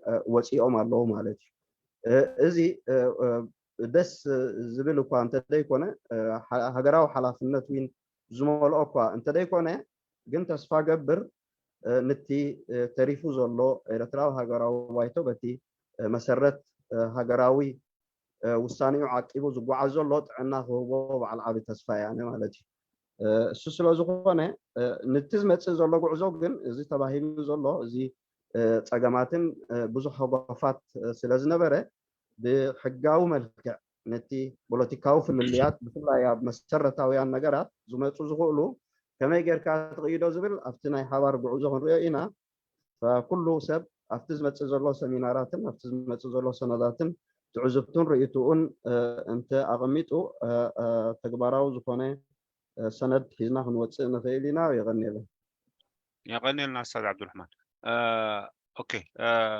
دكتور نبيل يس اسكيبي فقط ك أواجه لني في إضافة قبل النهاية. اوكي تفضل ابو العباس. اوكي تفضل. ايوه اول شكرا للاخوه اللي ابدوا ملاحظات الاستاذ عثمان صالح والاخوه الاخرين. النقطه الاولى انه هذه الوثيقه التي تم استعراضها الان والتنوير الذي قدم هو استعراض لخارطه الوصول الى المؤتمر، وهذه محلها تنظيميا ان تجاز في القياده المركزيه حتى تكون تكتسب الشرعية عشان اللجنة التحضيرية تعمل وفقها، وقد تم ذلك. وبالتالي هي الآن يعني الملاحظات ممكن تستصحب للوثائق العامة القادمة، لكن كوثيقة من الصعب الآن أن يضاف إليها أو أن يحذف منها، وهي ذات مرنة يعني في العموميات في بنود مرنة، ممكن اللجنة التحضيرية تستفيد من أي ملاحظة وممكن تعالج أي اختلال حتى بزيادة عضوية بغيرها، فهي مرنة. فمن هذا الباب الوثيقة دي ليست وثيقة مستمرة للمجلس الوطني، وإنما هي وثيقة تحضير للوصول إلى المؤتمر. هذه النقطة الأولى. النقطة الثانية فيما يتعلق بالشروط العضوية، يعني عضوية التنظيمات وقضية المؤتمر المشهود وكذا. طبعا من الصعب جدا أن يلزم أي تنظيم يعقد مؤتمر ضرورة حضور المجلس، هذه فيها صعوبة. والإشهاد الآن متاح، يعني لو قدم شريط مصور، لو دعا شخصيات عامة، لو دعا بعض التنظيمات، أنا أعتقد المرونة جيدة في الناحية اللائحية. لكن ممكن أن تستصحب هذه الملاحظة أيضا في مناقشة شروط العضوية في المجلس الوطني، لأنه نفس الشروط نفس المعايير موجودة في النظام الأساسي، وأنا أقول إن شاء الله الملاحظة دي وغيرها تستصحب لقدام لمناقشتها في النظام الأساسي. أما هذه الوثيقة فكما ذكرت يعني هي مجرد للوصول إلى المؤتمر. في نقطة أخرى هي تطبيق هذه المعايير بأثر رجعي على عضوية المجلس. هذا الآن غير ممكن، لأنه أول حاجة التنظيمات الموجودة في المجلس الوطني مصنفة. لما أقول مصنفة على فئات، تنظيمات مكتملة الشروط وتنظيمات غير مكتملة الشروط، وبالتالي قضية التمييز والتصنيف تامة من المؤتمر بتاع واسا وإلى مؤتمر ستوكهولم وإلى هذا اليوم. التنظيمات راضية بحصصها وبتقسيماتها، وبالتالي إعادة النظر وتطبيق الشروط بأثر رجعي ممكن أن يخلق بعض الإشكال، يعني إلا إذا برزت التنظيمات استوفت الشروط وعقدت مؤتمر ودعت المجلس وبرهنت على قياداتها على وسائل نضالها على استعدادها وكذا وكذا، ممكن الناس تنظر إليه في هذا الإطار. أيضا النقطة ممكن أشار إليها أستاذ عبد الرحمن، ليست من مهام اللجنة التحضيرية الآن يعني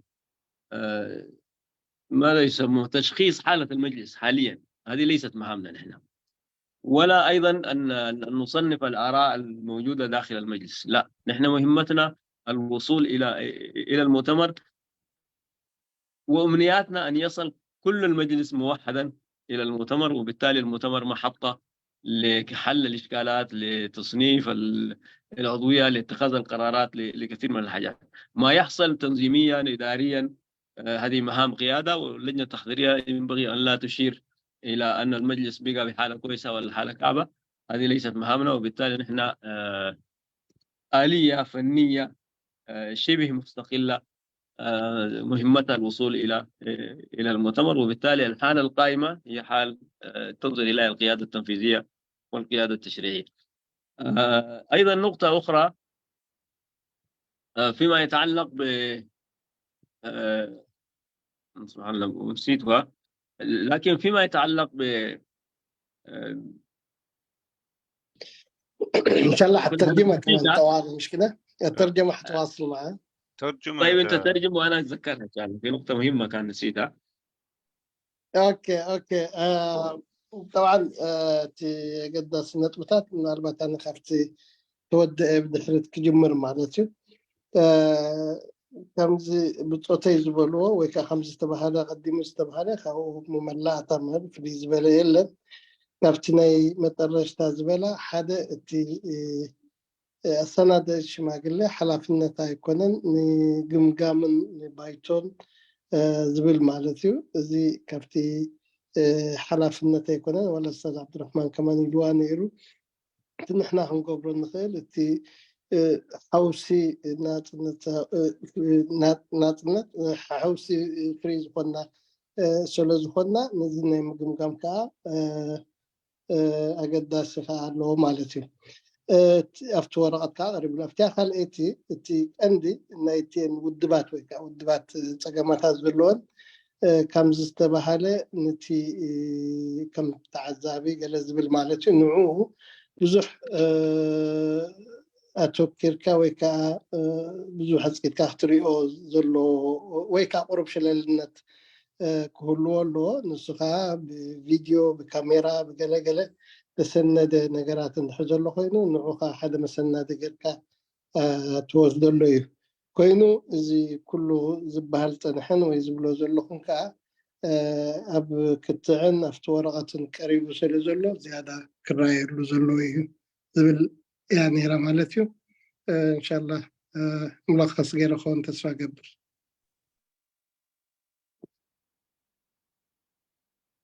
أستاذ أبو العباس. أبو عباس.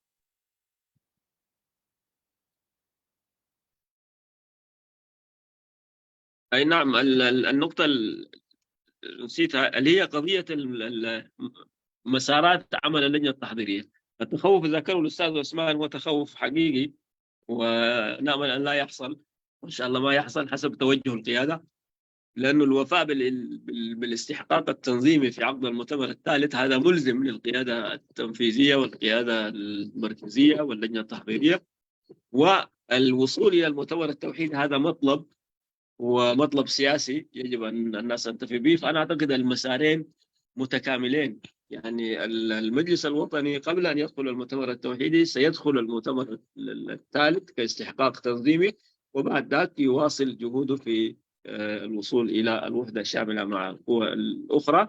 وبالتالي اللجنة التحضيرية فيما لو قدر أن تشارك في اللجنة التحضيرية العامة، هذا لا يعني أنها تجمد مسار المؤتمر العام الثالث للمجلس الوطني كاستحقاق تنظيمي، يجب أن يكون مستمر. شكرا. أستاذ أمير. أستاذ أمير. يا تي زربا قدر قام تمساسل يخيزلو هو كم أستاذ نقاش زبولو نسخة نقبراو نخون كا بعل حبيت متنايو زيد رحت له كذا عشان هذا ما قال لي خذوا له زلا من قدي نقول له عواتي نخون كا تسفانايو أفتي جباين أفتي هجراو جباي ويكحفشوا جباي زبل كا نوزت سجاجرن زسرح نخون كا نتمنى يلو معلتي مثلا كلا كن ايش تكون سؤال كامير معلش. ايوه استاذ نقاش يا ريت الله يخليك. لا انت بلا ابو العباس اتي قدام ايتي جباي بايتو زي سر عتاوي حلافنت قديتها على الناس وقبر له حلاف من ማእከላይ መሪሕነት ይኹን ዋላ ፈጻሚ ዋላ ሰናላይ ሽማግሌ ግን ከዓ ምስቲ ዝኸይ ዘሎ ፃዕርታት ተተኻኢሉ ዋላ ናብቲ ናይ ሓባር ምስ ካልኦት ንኣቶ ጉባኤ ተኮይኑ በዚ ጉባኤ ናይ ባይቶ ኢና ጌርና ክንሰግር እያ ስለዚ እቲ ግዴታ ተቐዳማይ ግዴታ ዘለና እዚ ጉባኤ ናይ ባይቶ ምክያድ እዩ ይዝብል ዘሎ استاذ ودي فتراري على كم ملاتا استاذ جرماي ودي فتراري لا مملأ تعب اللي يمكن بلو ما حلفوا حنت نجار الله إذا السندايش ما قال لي نت أبتسعنا تاديا إلو زقربا هذا حاو من البات عبد الرحمن أبو تهاب من اللي سوال مثلا نقول أبتزقربنا يو سند قالوا يو أبزي ذنبنا يو أزقربنا مس أبو العباس بينا أب عنكاس حدا قريب زلو السندايش ما قال لي استوسنا حلفنا اللواء جنك أبتحت قصصر السندايش ما بفتسام ما قال لنا بايتو يزبل سلازي تاتا قاب نص تسعنا تات نص هذا تبل حتى وردت كم حتى زقربا هذا حاو بزي أخذ من لسلو المرس أنا شكرا استاذ جرماي استاذ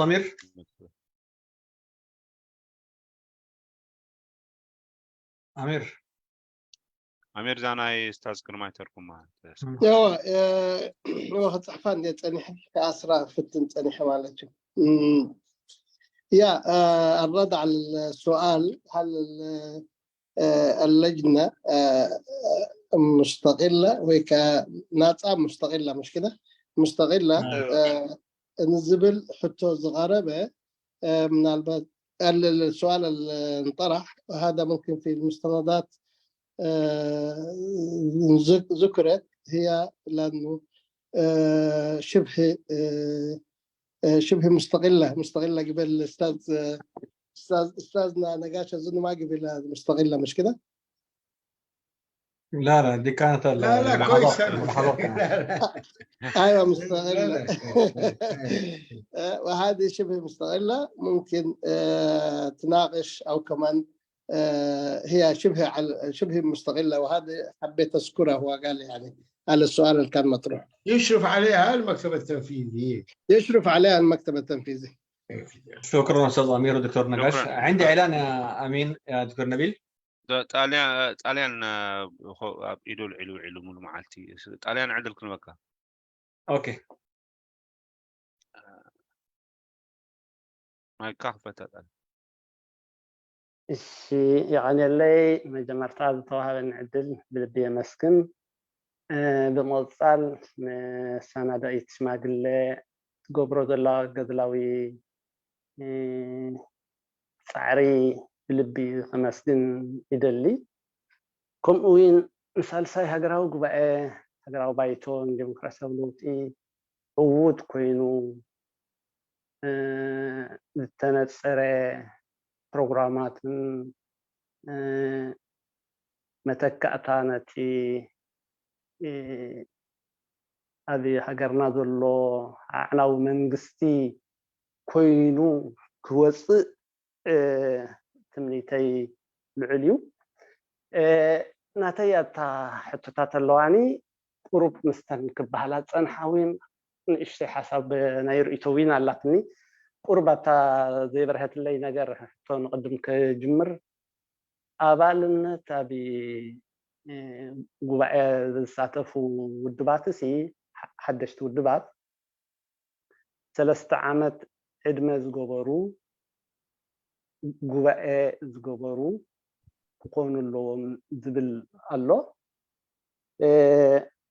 أبزي حجز لنا يهلو كنوتات ودعو كنوتات ترينايو من الوقت حدش معبل الله ناي برجن محمدنا أبنات الله 3 عامات أي جبرن كابز مسرت قبائل 5 جبروين أي سمعون جن كسجر زي جبؤ خاء عبي تسفاز الله من قصاص ومعبل الله بخميك تحزي حجي أبدي حسوز لنا قبائل هناتو جيهم من إسعاتهم نايلو تحيليو ተስፋ ዘሎ ነገራት እዩ ስለዚ ሃገራዊ ባይቶ ኣብ ጉባኤኡ ነዚኦም ብከመይ እንታይ ዝሓሰቦ ኣሎ ዝብል ሓሳብ ርእይቶ ሕተላትኒ ካሊእ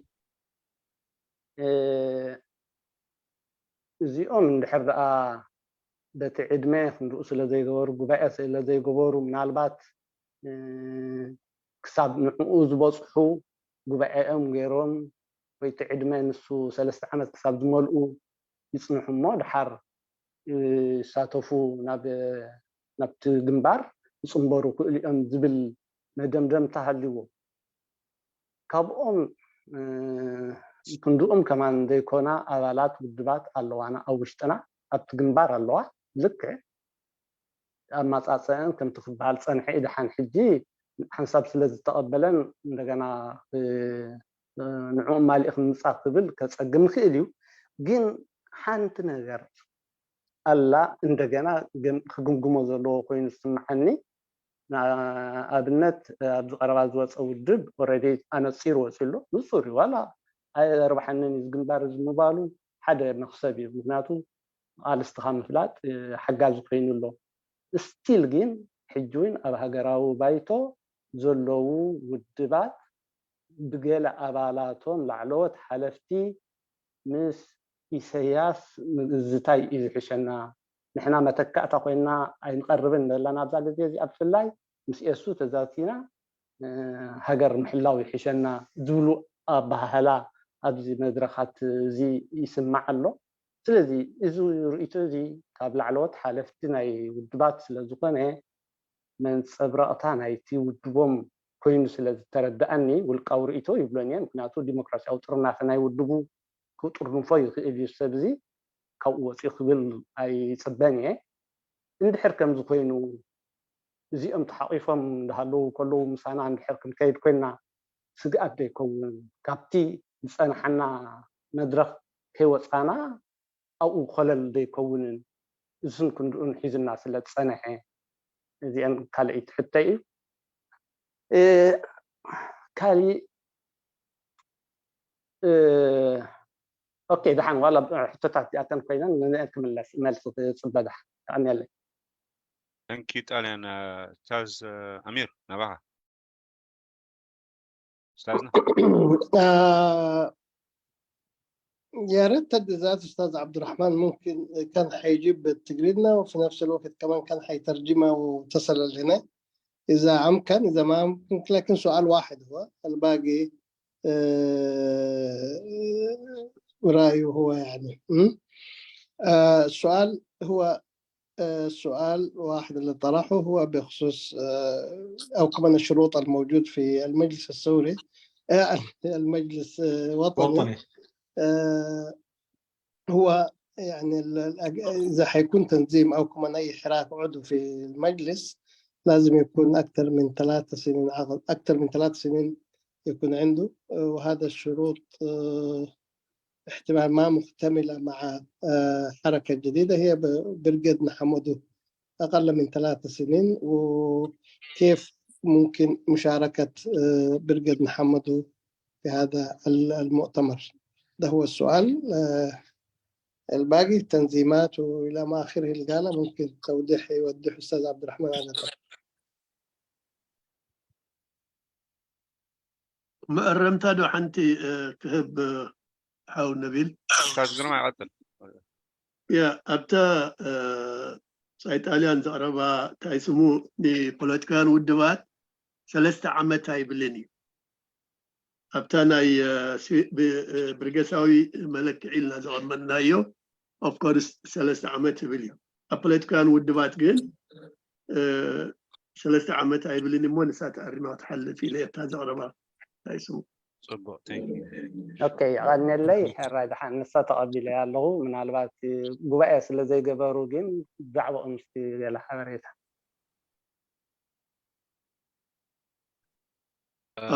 قصل انت في ايد كله قصل هو كان مسرته particularly برقدنا حمود ويلو تويس الله او بسايطاليان برقدنا حمود حساب حج ود ما يكونن سترنا في بوليتيكا حيلون يكونن سلازي بمسرة نحن ملكعي قمتنا زلنا سيفيك محبر دينا نبلو بوليتيكا محبر دينا نبلو جنا زي أنا تصيروا تقمت أسلا زي كونه هذا معبلي تبقيس له زي بداية زي كنا نري أزلنا زي رجاف معبل مقانون أمن أنت أبدنا يجوبا أنا بايتوجن كم مسرت نحنا كم أبالات أسرد إيش ما قلة بزي أقمتنا زلنا ملكعي في مع الكنس لنغير ببرقسا محبر انت خوينوم لك ثلاثة عامات ما اليوم تقصلوا تقصيلوا زلو لازم مالو خون اللوم بوليتيكان ودبات خوينوم كابت قمتنا زلنا ملك عيام في أبز قبائي هجي نبلو زلنا قبائي صباح وخون سلازي أبز مس قبائي بزعبا برقادنا حمودو كم ودب جينا زيك ومن تايسمو أب ملكة عتون أتو قداي فنا أنا بزي سرابي لما اللي سيخ حل في دالي تي كال استغمته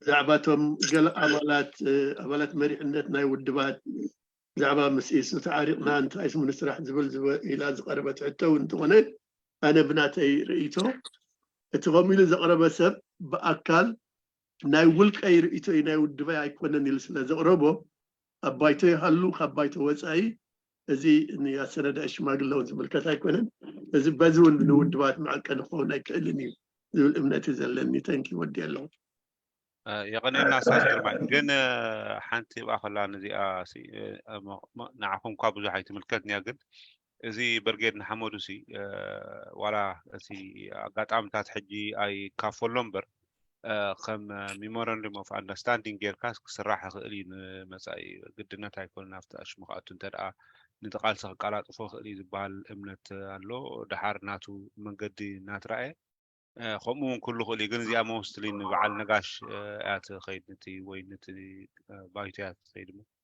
دحار عدل ترى خيب كاس أشم تقبل تبغينا بالها ما كلاي مرحلة بايتو ويفت ساميت سكرتاريا قبل سوى جلوم نجارت يا سنة دايت زملكت حتى يكون يقنع لي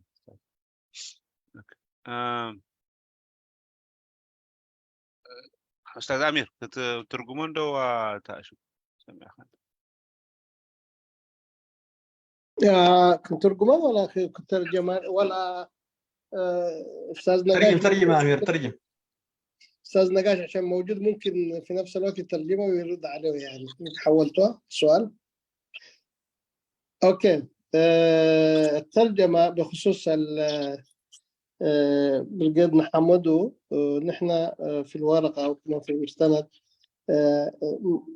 ذكرناه الطريقه اللي ذكرنا فيه لانه هو لسه ما واضح لدينا ما نقدر نقول إنه منظمة مجتمع مدني أو كمان حراك شعبي ثورة شعبية ولذلك هو موجود عموما لكن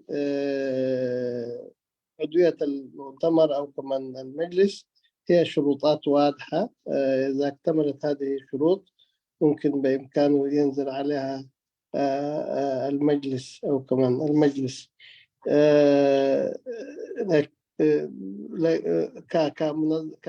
كحراك شعبي لكن شايف انه في الاعتبار. اما مساله الاشخاص اللي قلته في بعض تنظيم موجوده اعضاء تنظيمات عضوه في المجلس وبيقولوا او كمان يتكلموا بعد المجموعه او كمان مع السياسه وكذا في الموقف الجديد يعني دي نحن ننظر عليهم كأفراد ممكن يقولوا كأفراد رأيهم لكن ما شفنا تنظيم سياسي رسمي بيقول إنه يأخذ هذا الموقف. ده هي الترجمة كانت. شكرا أستاذ أمير. أستاذ منقسط عباس مرم عدلك وقت. أستاذ نبيل صوتي كان بعيد ولا صوتك هو البعيد؟ مسموع اسمعين كلهم كنتوا مسمع تفضل يا منقسط. سمع له أنا؟ سمع له. اوكي ثانك يو. سلام كلكم بحبراء مجمريا نأسنا داويت ጉባኤ ናይ ሳልሳይ ጉባኤ ኤርትራዊ ሃገራዊ ባይቶ ዕዉት ባይቶ ክኾነላ ዘለና أنا حنتي حتو الله تنزل هات اللي مالتي تاسنا دايت شماقلي حجو قيمة زلا دحار كتقص لي زبل وساني زحلفه خويني تسمعني مالتي كم تقب هالصنحي السنة دايت شماقلي بحقاق بايتو يا تمزز مالتي وي هو بيت حقاق بايتو يا تمزز ስለዚ እዛ ሕጂ ቆይማ ዘላ በዚ ሕጂ ዘሎ ህሉ ሓጋግ ባይቶ እያ ትምዘዝ ዘላ ድሕሪ ሳልሳይ ጉባኤ ግን ሓዳሽ ሃገራዊ ሓጋግ ባይቶ እዩ ሓድሽ ሃገራዊ ሓጋግ ባይቶ እዩ ክምረፅ ማለት እዩ እሞ ብዛ ሓጋግ ባይቶ ከዓ ሓደሽቲ ውድባት ሓደሽቲ ሲቪላውያን ማሕበራት ሓደሽቲ ኣገደስቲ ባእታታት እውን ክውሰኹ ክእሉ እዮም ማለት እዩ ስለዚ ታሰናዳኢት ሽማግለ ሽዑ እንተተመዘዘት ዳይሓይሽን ምክንያቱ ሓደሽቲ ይኣትው ኣለዉ ናቶም ድምፂ ናቶም ርእቶ እውን ክህሉ ስለ ዝኽእል ኣብታ ኣሰናዳኢት ተትቀውም ኣሰናዳኢት ሽማግለ እዛ ናይ ሕጂ በታ ቅድሚ ሕጂ ተመዚዛ ዝፀንሐት ኣብ ጉባኤ ፀብፃባ ኣቕሪባ ትውድእ ማለት እዩ ካልእ ሓዳስ ንሰፊሕ ፅላል ተዳሉ ከዓ ሽዑኡ እንተተመዘዘት ዳይሓይሽን ዝብል ርእቶ ኣለኒ እሞ أبزي أقرب مبريه دلي thank you أستاذ منصور تفكير كان لي نبيل وهلا ترجمة معلش استسمعكم عذرا اللجنة التحضيرية بس لتوضيح هذه النقطة يعني تسمحوا لي أستاذ تفضل غرماي أوكي يا جو هيد أوكي أولا الأخ منساب قاعد يقول أنا إذا سمعت صح إنه اللجنة التحضيرية هذه عندها مهمتين مهمة تحضير لمؤتمر المجلس وأيضا مهمة للمظلة الأوسع يعني. بالتالي يعني باعتبار هذه اللجنة التحضيرية تم تشكيلها من قبل الجهاز التشريعي للمجلس الحالي وبعد المؤتمر بعد ما تنهي مهمتها في المؤتمر حيكون في قوى جديدة دخلت شخصيات وطنية تركيبة جديدة حيكون مجلس التشريع بالتالي كيف حيستقيم هذا الموضوع مع موضوع الاستمرارية مهام هذه اللجنة التحضيرية بالتالي أنا أعتقد ليس من الصحيح أنه تنهي مهمتها بعدين إذا الناس هتنتقل لمظلة أوسع أيضا الجهاز المعني أو الجهاز التشريعي يشكل أيضا لجنة تحضيرية جديدة كمان ده منقسم ترجمة ودسوره منقص ايوه هي نفسها دكتور منقص كمان انا استاذ منقص هو هم انا ابيات نصني حتى عطيه اوكي ثانك يو انت شو هو سموتي تحطه طبعا على الكاين احنا قلنا انت كلتي وحمام كله ابتي مسرح شعونا مسندا انا كلتي قبائل قيس نبرنا سلازي من البات بحاله جديه كلتيو هو نحن ودا بالناس حتى حدا قبائل احنا اتو تسواتات سلازي نبره يعني جن حجي بدي نخذ زلنا اي ثينك تي كند عمامنا اذا سنه راينا قبائل بايتوتيا دهراي بدي مسرت نقبرو سمعت في بايتون سم كالوت حيلتات نقبرو سمع وبدي خمسي من قصاب زبولي كون مالتي مغنياتو مسمودا نيدي ولاتي نحاز قم مريحنتون سلطانه ودي ولا تاسنا دايش ما قال مالتي قلنا احنا بارل ابتي مدرختي بحسب كلتيو درجه ورقاتي ابتي ودي ناس ابتي ورقاتي ندف نحن تحسب نبرت صباتنا عطينا صفحه صلال كنساغاغر زبليني وسازي كلت اذا ما يشنا تاكيمنا سنا دايش ما قال لك ان زقومي لتي كلاي سورة أخواني ما كلاي مريحنتنا يسوع هجرا بايتو مالتي إذا نقوم هذا لنا سنة رأيت كل التعمامي الواحد نتي بايتو قبائي كلاي كأنتي درو بقص اللقاء ناي سفح سلال كخون تبلي نيرسزي انت زي كوينو بزي حجز لنا أخونا تاتقن كاي مفتشين كاي توادقن قبل كلتي وحارق إذا خلوا تتخايل يعني تكون النتكم مسلزين له I think تي عمامة مسموداني تقبعي تودي ودحيرو ذر أرسي خون زود داي زمالتي ولا أسمان صالحون كومي بالنير سيدسي إن تلك ودي الناس نزخين الدناوي يوم أنتن يلو شعو ابو العباس مليس له وعبد الرحمن طه مليس مدنيرو مالتي. ردا على السؤال المناضل من اسمره انه نحن لما ان القياده القياده المركزيه والمكتب التنفيذي في الاجتماع الدولي الثاني لما تم اتفاق على تشكيل اللجنه التحضيريه وحدد مهامها انه تعد للمؤتمر المجلس المؤتمر الثالث وفي نفس الوقت للمؤتمر الذي ستنبثق عنه المظله الاوسع، لانه الامور كانت تمشي يعني بشكل متصارع اثنين وكان ماشي كويس، لانه كان في ناس بدات تعد مسودات بتاع وثائق للمظله الاوسع ومناقشات وفي هيئات كانت تشتغل، بالتالي كنا يعني قاب قوسين او ادنى من انه يعقد المؤتمر الموسع، لكن كان في استحقاق اولي وتنظيمي وللمجلس كان يجب ان يعقد المؤتمر. لذلك يعني نحن قلنا بدل ايضا نجتمع مره اخرى نشكل لجنه تحضيريه، نعطي لهذه اللجنه التحضيريه مهمتين: مهمه تحضير لمؤتمرنا وهو الدرجه الاولى، لانه حتى دخولنا مع الاخرين ما حيتم الا بعد دخولنا للمؤتمر، ومن ثم ننهي يسمى تقاريرنا ونغفل هذا الملف ثم ننتقل الى مظله اوسع مع الاخرين. اذا هنا كان ده هو السبب. لكن الان الكلام اللي ذكره المناضل من السعف هو كلام منطقي، هو لانه بانتهاء مهمه العمل والوضع الحالي هذا ما ليس في الافق هناك في امكانيه انه يعقد مؤتمر في ان واحد. بالتالي المهمه الاساسيه لهذه اللجنه التحضيريه حيكون تحضير للمؤتمر الثالث للمجلس، ومن ثم يعني حتنبثق نفس القياده اللي حينتهي مهامها، القياده التشريعيه والتنفيذيه التي شكلت هذه اللجنه التحضيريه ايضا حينتهي مهامها. بالتالي حتشكل قياده جديده، ومن ثم يعني بالتوافق مع الاوضاع اللي يمكن ان تستجد سيتم تشكيل لجنه تحضيريه بالتوافق مع القوى الاخرى، واتمنى ان يحصل ذلك يعني. لكن الان يعني المهمه الملحه الراهنه للجنه التحضيريه هي التحضير للمؤتمر الثالث والدخول الى مؤتمرنا الثالث ان شاء الله. شكرا لكم. تمليسات وانت سواء قبل من قسم هو تمليسات اللي ثانك يو. شكرا استاذ منقساب، شكرا دكتور نقاش. اواجه لنا دكتور نبيل فرقه. نعدل كوكا.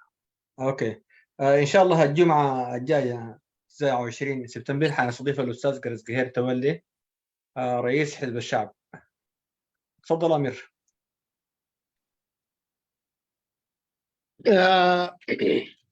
نسمة ظلوا عشان ساعة سبتمبر قاشا لنا نسخة قاشا أبو مبر سلفي ديمقراطي إريتراي بدبي تقادلاي من قستاب تقادلاي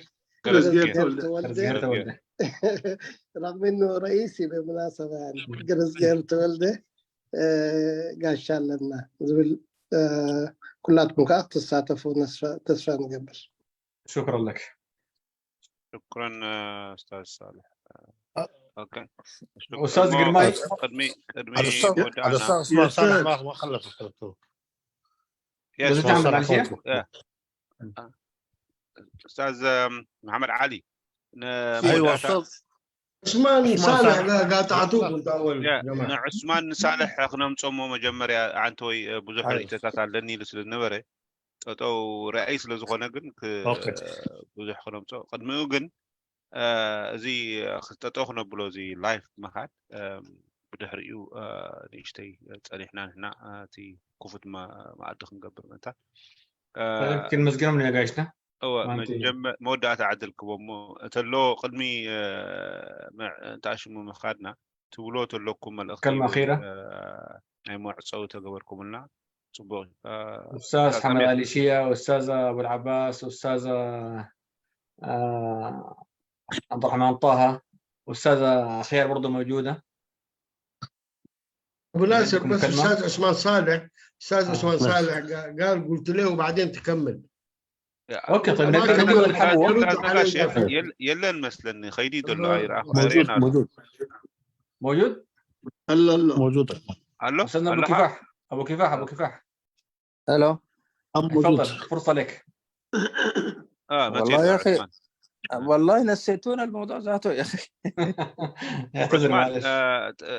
حاسه تنحموني مس نعد الكوموني مدام تانا يزي حج قبرنا شعورنا عخا خبكا من تان صبو غيركا استاذ قبر تي خلو رايتها لا مالش اللي قدات كله الدكتور نبيل ادينا يوم قدام يملسوا له في خسائرهم يدمدموهم ولا حاشن ما انا بصراحه قعدت دليل لا اختايس لازم لا ريتو ترى رايتها لا ما حتى يزغربوا الريتو تاتي دارقاني يروح حجي حاوسي ريتو خسائس لازم دكتور خير دينهم تصوموا حره دحين صبو نعم استاذ عثمان صالح نبغى عدل ان شاء الله. طيب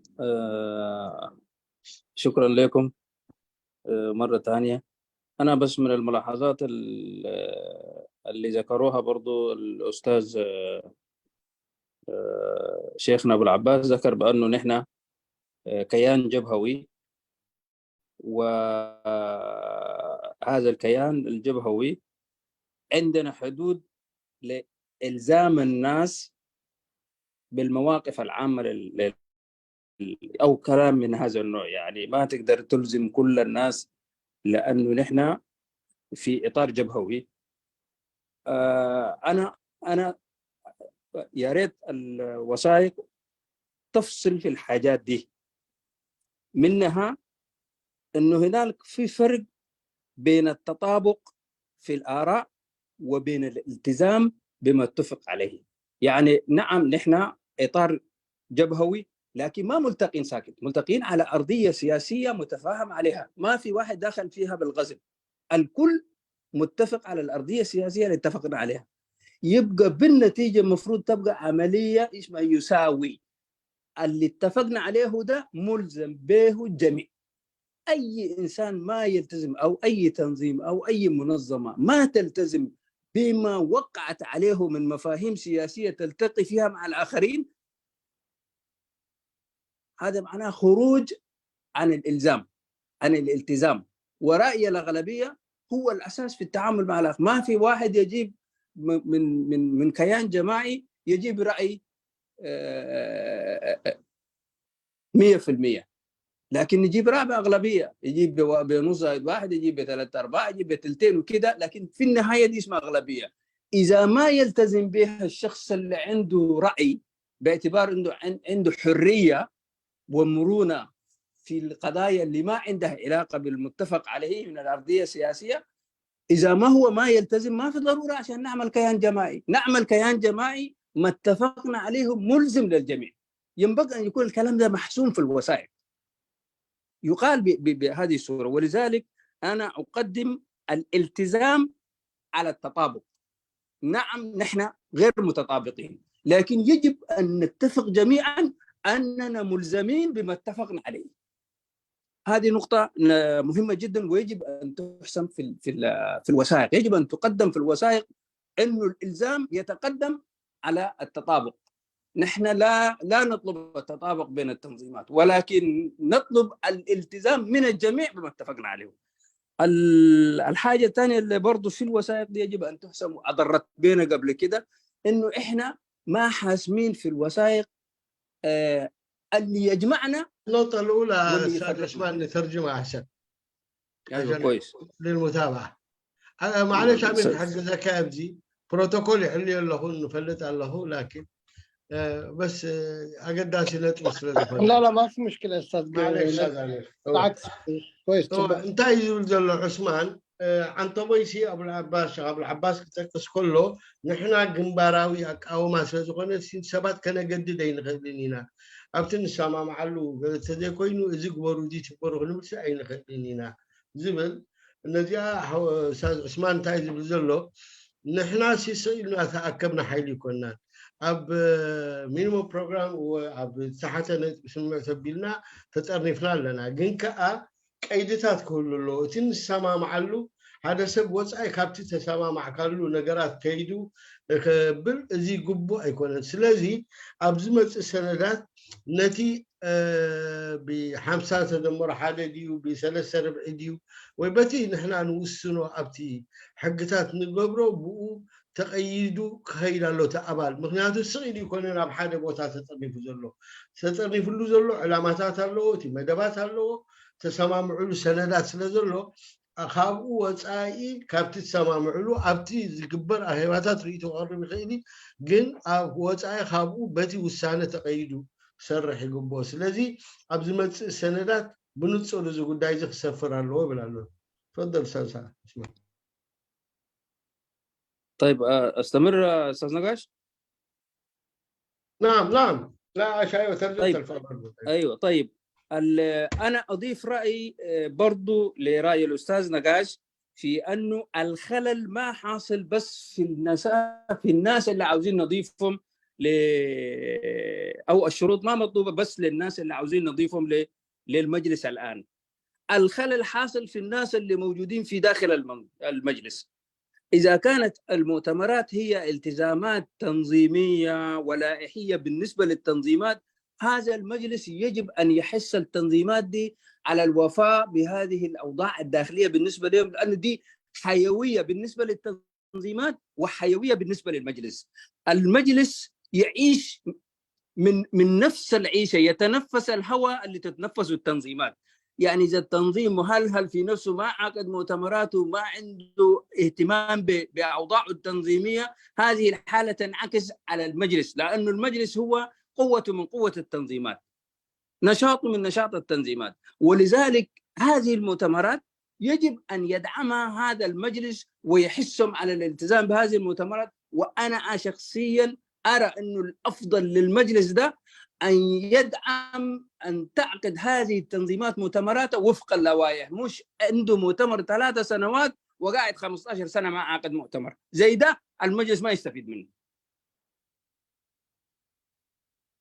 أنا طبعا قلت اتفق مع نقاش هو اللي طرحه الاستاذ حسن ابراهيم طبعا والله ما اعرف معلش معلش ما مشكلة ما أعذر اليوم معلش كمتي مستي حسن حونا تو حسن ابراهيم زبلو مسؤول هذا اذي معك انيسات نتي بحجي ابايتو خسلفو وي كاكلات ني بايتو كونو زبحال ولا ابتم هلوات كمان دراغي وي كا انتاي زبحال التبابعي نغرات كله انتاي سوخا نابنت اتي معك انيسات زبحال تودبات ጉባኤታቱ ገብር ስሩዕ አኺባታቱ ገብር ከብል ምክንያቱ እቲ ባይቶ ዘሰንፍሶ ለይቲ ስንፋስ ለይቲ አካላቱ ያኔ እቶም አካላቱ ናይ ሕፅረት ናይ ስንፋስ ዘለዎም እዚ እውን ናብኡ ክፀልዎ ይብል ኣሎ ስለዚ ሓደ ውድብ ሓደ አካል ናይ ባይቶ ዝኾነ ጉባኤታቱ ክገብር ብስሩዕ መሪሕነታቱ كحدث في برنامجات وحدث إزي كابتن خندرهون كانت تبابعون كن كاتاتلون زلنا أنت زي كوينو حاله ودو عصرت عمد عصرت حمش عمد أنت لا جباية زي قبل كوينو أنت لا أتي تهلالو زي معرارو كوينو أنت يتقام خلونا تبايتو سلاج زون هذا كابتي كرئز اللو حمامات نايتي إرساها قرابايتو أبسنا لا تنكسب في الجبوي ولا لا تفضل أستاذ اسمه شكرا استاذ نقاش.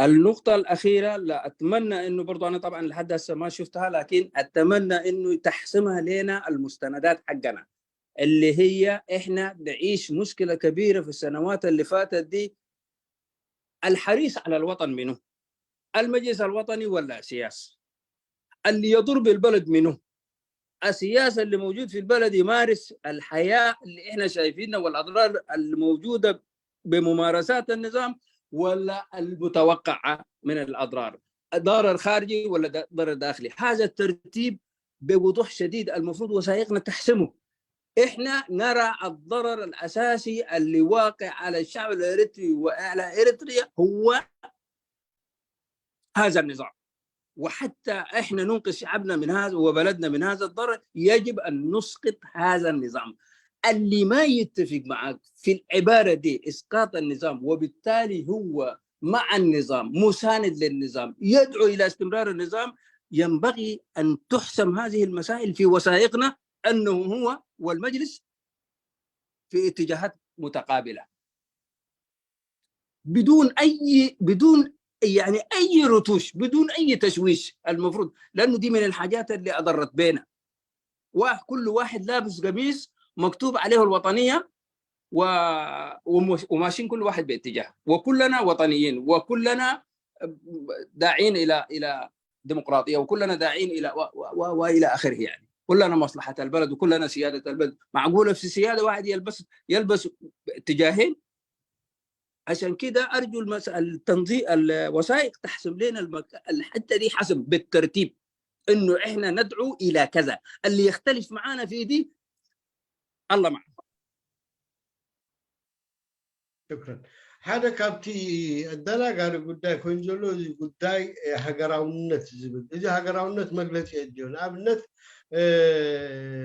إذا إرسال هجراو بايتون إذا سرعة أبسمرا زلون إذا هذا عينت غير كان تلا تقول صوفينك إذا أزيد تفعل عليه قداي سلزي ببروه كسفر الله إلى أثرير السوعة أبز سندات نحنا قداي هجراونت قداي مرجع أمونغوتي نيرسا عبيد أجمع كوينو زلون أمونغوتي كالي تهجراو حيلين بروه زخنة مفعل عليه كهللو السخاء اللي سرعة في نيرسا عبيد أجمع كوين زلو عبيد شجر كوين زلو ما لا يوني جدا زخنة أمونغوتي كي متسز المنالبات أبايتو قالوا أبكارات قالوا لك قمتاو زخنة ميزانات كن من بعد نتي هلوي تأجمنا هزبنا خوين زلو تسرعة بسمرا زلو نعونا يملاي زي ببروح كسفر ببروح عن قطعة كسفر على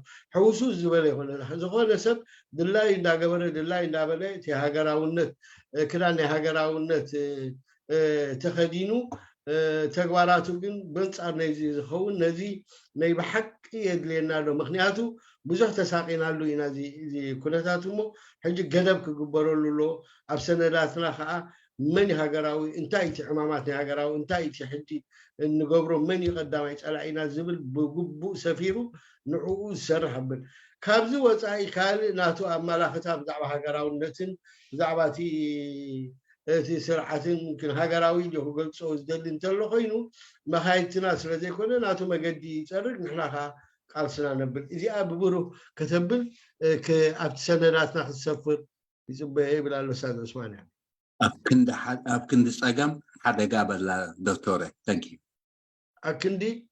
أبكندي ساقم نزهجر حدا قاخو ينزل نزهجر بسرعة حدا قاخو ينزل اوكي سبحان الله شكرا استاذ قيتون. خلاص استاذ كفايه خلصت؟ تفضل استاذ عثمان. لا انا وديت عندي ملن عثمان صالح. عندي تعليق انا على المداخله. عبد العباس عثمان ودي خالي لا انا ودي بس استاذ امير بس كتاب ابو العباس. ابو العباس تفضل يلا. طيب اولا انا ذكرت في النقطه اللي رد عليها او اشار اليها الاخ عثمان صالح اللي هي عدم إمكانية تطابق المواقف السياسية والآراء داخل المظلات الائتلافية.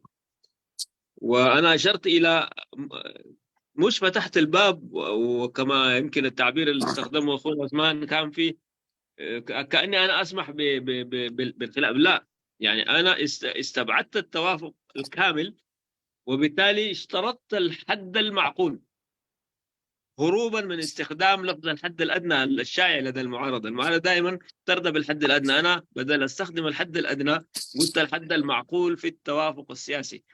النقطة الثالثة أنا حددت القضايا الاستراتيجية التي لا يسع الخلاف فيها، السيادة الوطنية، الوحدة الوطنية، كذا كذا، يمكن عددت بعض القضايا. فبالتالي نحن مشكلتنا مش في في في الاطار النظري وتثبيته في المواثيق القديمه والجديده، موجوده المبادئ التي يؤمن بها عضو المجلس. بعد ذاك درجه الالتزام بها دي تحسمها السلطه، واحنا دائما ندي القياده مسؤوليه، لكن سلطاتها دائما محدوده، ونحن عالجنا بعض القضايا في النظام الاساسي، وهذا النقاش انا اقترح انه ينتقل ان شاء الله في السيمينار القادم في الاوراق السياسيه عشان يكون هناك.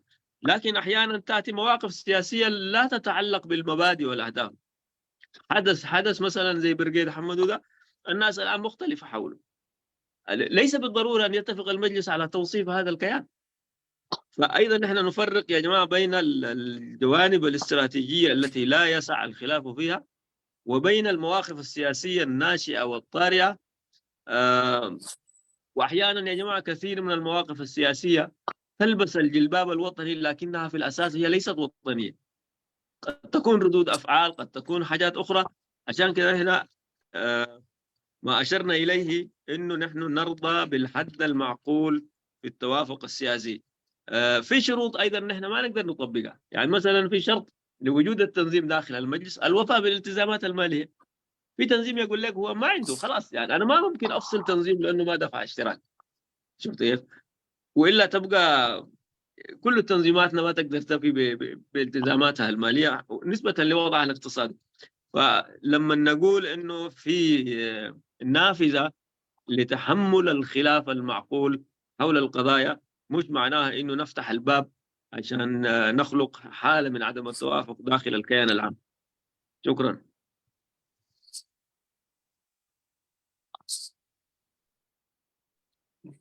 شكرا ابو العباس. ترجمة استاذ دكتور نقاش ترجمة امير يلن مستنايرين امير الله خير.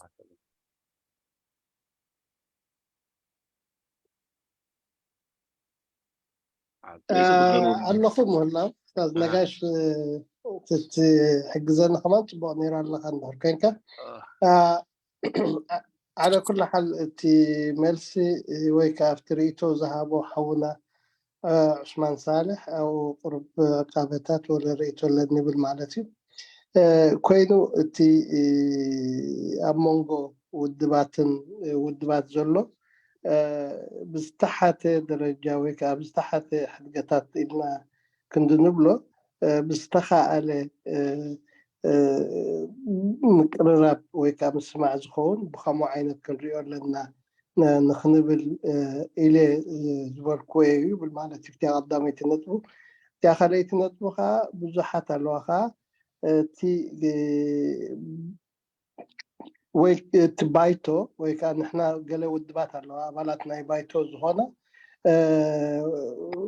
تي اشتراكات ويكا تي التزاماتنا زي ما لا نزيعتن كا كنا جددن اي نخلينا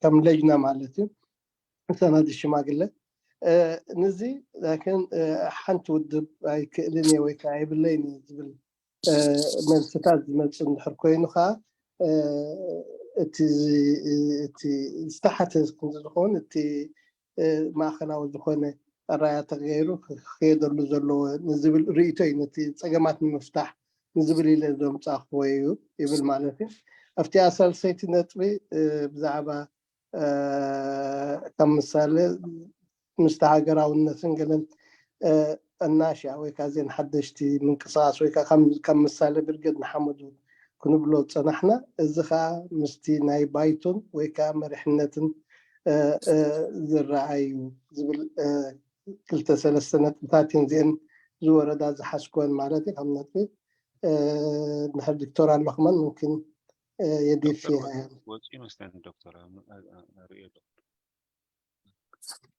دكتور عثمان على خلاص نقاش استاذنا ابو طه كم مقصاين قبل الترجمة كويسة كويسة استاذ امير ما استاذ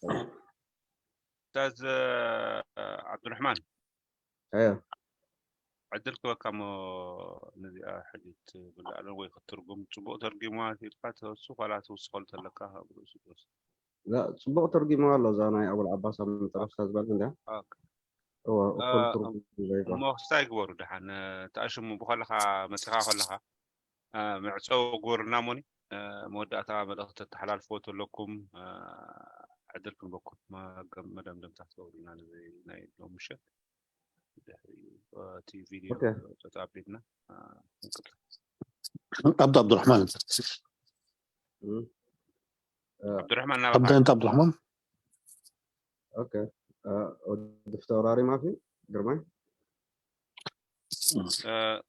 لا الله يا عبد الرحمن كلتي بتقرنيان بعربي غيرك ما تقلل غيرك عصوات عن سجن يبلي. لا خلاص قبل ما تكفل استاذ عبد الرحمن يا ريت توصيه بس انا اقول اليوم أنا يوم الواحد عشرة إن شاء الله حنعمل السمينار الخاص بتاع القوى السياسية، وعندنا عدة ملاحظات موجودة عندنا هنا مسجلة، ونتمنى الناس تحضر هذا السمينار، وكل تنظيم يهدينا العدوين بتاعه، وكل تنظيم يكون راجع على الأوراق بتاعه وأخذ توصياته عشان يسهل النقاش. يعني اللقاء ده حيكون في الغرفة الخاصة بتاع المجلس، وحيكون مكفول لعضوية التنظيمات السياسية فقط. يعني كتوصية. وأشكر المنبر، الجلسة كانت مناقشة هادئة جدا ومتطورة جدا، واستفدنا منها كثير، وعدة ملاحظات مسجلينها، فأنا بشكركم في هذا الجانب باعتبار أنا حضرت للقاء ده مع الأستاذ أبو ناصر، والشكر الخاص له. تفضل أستاذ عبد الرحمن كنت في بعد ده. قبل الأستاذ عبد الرحمن معلش يعني أقدر أقول شنو يعني هذا اللقاء نعتبره نحن تقديم دعوة لكل القوى السياسية التي خارج المجلس والمنظمات المدنية والشخصيات الوطنية.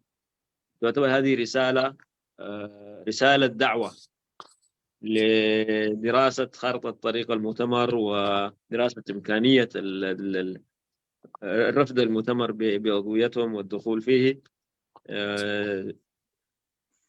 سعيا نحو تحقيق الوحدة الشاملة إن شاء الله للقوى المعارضة. وبالتالي الإخوة الحضور واللي استمعوا هم أيضا رسل وسفراء للمجلس الوطني وللجنة التحضيرية لإيصال هذه الدعوة إلى كل من تنطبق عليه هذه المعايير. شكرا جزيلا. شكرا. أستاذ جمال سعيد. طيب أول شكرا جزيلا للإخوة في حوار الوعي المشترك حقيقة، أيضا إخوة الحضور جميعا. على كل أنا ما عندي إضافة أقولها، بس من خلال النقاش الجميل بس حبيت أنبه أنه في قضايا حتى اللجنة التحضيرية باعتبارها لجنة فنية هي معنية بالتحضير للمؤتمر، وقضايا المؤتمر معروفة، ليس من بينها القضايا الإجرائية، حتى لا نغرق حقيقة في قضايا الإجرائية، لأن المؤتمر مهامه هي يعني رسم التوجهات العامة والاستراتيجيات والقضايا الكبرى. كويس، دي هي مهمته الأساسية. كثير من القضايا طرحت الآن خلال النقاش معنية بها القيادة، سواء كانت القيادة التشريعية أو القيادة التنفيذية، بمعنى بعد القضايا التي حصلت أثناء التحرك من مؤتمر يعني السويد إلى اللحظة الآنية، جزء كبير منها حقيقة كان يتطلب أن يتم معالجته في إطار القيادة التشريعية والقيادة التنفيذية. تحويل جزء كبير منها إلى المؤتمر ما بيخدم قضايا كبيرة، لكن المؤتمر ممكن أن يقدم وصفات عامة، معالجات عامة، لأنه في النهاية معني بمعالجة القضايا الكبيرة، التوجهات العامة ورسم المسارات العامة والخطوط العريضة. وشكرا جزيلا وتسلموا. شكرا لك. أستاذ قرماوي الفتاري. عبد الرحمن بخلتي وقعتون دي إلى بنيرة. أوكي. تقرنيان بعرب كي بلس لازم السوء تعاليلو مزاي بصادكم الوصفوا بل كان بحفشوا الحوار بتاعنا مسكنكم. شكرا لك. طيب غدمي أستاذ عبد الرحمن، غدموني محمد علي شيع. أستاذ محمد علي شيع مسؤول إعلام باللجنة التحضيرية. ايوه تكلمت قبل شويه، تكلمت استاذ. ايوه طيب. تكلمت وشكرت اسمه، والجلسه كانت يعني راقيه جدا وحواريه وهادئه، وأدي فرصه للاستاذ عبد الرحمن طه عشان يقفل تقريبا. شكرا. تفضل أستاذنا أبو طه. شكرا. طيب مجمريا هحاول أترجم مداخلات الإخوة الأخيرة بأستاذ محمد علي شيخ مجمريا كم لبواء يغربوا أبزين وخدوز لنا مسرح بوليتيكاويان ودبات زملكت سمينار توعد غيرنا لنا مو توم أسمات أبالاتهم بسمينار دساتفو غنادي سدودو بغلطو كسدوان أتي تسدد سندات كا بعتبر يوم أفتي زغيد ذاته كونه مدنو جاي كي هلو بنتصور تعزبتهم هزم كمتشو تسفا قبر بلالو مالتي أبو العباس دحري مسجانا زي ناي أجات عمزي متسوعتا نتوم استفعل عليه بوليتيكاو حيلتات يكونوا برجسايان محبرات وتسائي تراو هاجراو بايت تزلو زي أجاتامي متسوعتا نصدلهم نفتو زي نقدر زلنا مسرح ناي جواء أكلنا تكونوا متسوعتا خلوا مالتي أستاذ جمال سعيد بتعمل تشبه نيروتي ذاته قبل بهالمسجنا أفكر حساسة بي تي السنة دايت شماغلة ناي تكنيكاويت شماغلة تي جوبائها تي مسرتاوي ዝኾነ ውሳኔታትን ሰነዳትን እዩ ድጽድቕ እቲ ዝተረፈ ግን ሓላፍነት ናይቲ መሪሕነት እዩ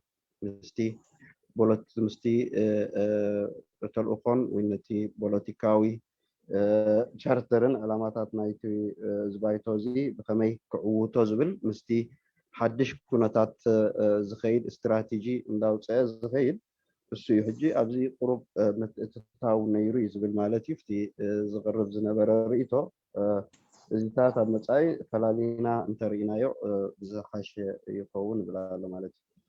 እሞ ክቡራት ኣሕዋት ብጣዕሚ ኢና ንምስግን ኣብዚ ምሳና ዘምሰዩ ዓበይቲ ተቓለስቲ ዓብይ ተመክሮ ዘለዎም እቲ ዝቐርብ ዝፀንሐ ሕቶታትን ርእይቶታትን ትዕዝብትታትን ብጣዕሚ ሃናፂን ሃብታምን ነይሩ ነዚ መድረክ እዚ ምሳና ምምሳይኩም ብጣዕሚ ንምስግን ከምኡ እውን ነዚ ዕድል ዝሃቡና ዘተና ሓበራዊ ንቕሓት ክምስግኖም ፈቱ ከምኡ እውን ንክቡር ሓው ዶክተር ነጋሽ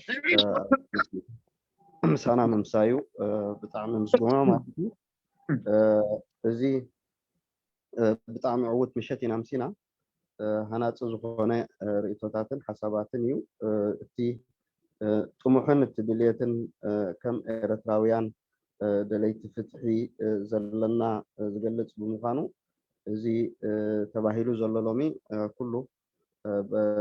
ኩሎም ኣባላት ኣሰናዳኢት መብዛሕትኦም ኣለዉ ሓለፍቲ እቶም ሽማግለታት ግን ኣብ ግምት ክኣቱ እዩ ተስፋና ግን ኣብቲ ድኸይድ መስርሕ ተሳትፎኩም እውን ከይፍለየና ተፃዊዕትና ንቕርብ ማለት እዩ ኣብ ኩሉ ዝኸይድ ኣብ ጨናፍር ይኹን ኣብ ፖለቲካዊ ይኹን ኣብ ፍሉያት ሰብ ዓቕሚ ይኹን ኣብ ንገብሮ ሰሚናራትን ካልእን ናትኩም ተሳትፎ ኣይፈለየና ብል እዚ ናይ ኤርትራዊ ሃገራዊ ባይቶ ናይ ዝተናዳኢ ተልእኮ ከዓ ንኩሉ ደላይ ፍትሒ ክበፅሕ ብኣፍኩም ገይሩ ተስፋ እገብር እቲ ንኸዶ ዘለና መስርሕ ናይ ለውጢ መቐይሮ ክርኢ ካብቲ ደኺምዎ ዘሎ ናብ ዝዓዘዘ ሃናፂን እውን ፀላዊ ናይ ለውጢ ሓይሊ ኮይኑ ክወፅኣሉ ዝኽእል ተስፋ ገብር ከምኡ እውን ተስፋና እዚ ኣንፀላሊና ዘሎ ፖለቲካዊ ኩነታት ፖለቲካዊ ፍልልያት ፈጢሩ ዘሎ ብዙሕ ዓቕምን ፃዕርን ዘድልዮ እዩ ንምስጋሩ ናይ ኩላትና ሓላፍነት እዩ ተስፋ ገብር እዚ ዘንቢ ፍትሒ ነዚ ፍልልያት እዚ ሰጊሩ ከም ንቡር ኣብ ሓድነቱ ኣረጋጊፁ እዩ ነዚ ገባቲ ስርዓት ክውድሆን ክልውጦን ዲሞክራሲን ፍትሕን ህዝብናዊን ክምፅእ ዝኽእል እሞ ናይ ኩላትና ሓላፍነት የቐኒየለ ይብል ደጊመ ደጋጊመ ብዝኾነ ካልእ መድረኻት ክህልወና እዩ ሽዑ እውን ዝያዳ ክንብረሆ ንኽእል ጉዳያት ክህሉ እዩ ዝያዳ ክንመሃረሉ ጉዳያት كله يغني له. طيب أشكرنا من جانبي جميع الحضور أخذ وقت طويل معنا الآن مسوا معنا واستفدنا كثير جدا من الملاحظات والأسئلة اللي كانت مطروحة فينم على رغبة وآمال تطلعات الشعب الإريتري وقيادات وكفاءات كبيرة جدا شاركت معنا في هذه الأمسية. أنا أحب أشكرهم وأشكر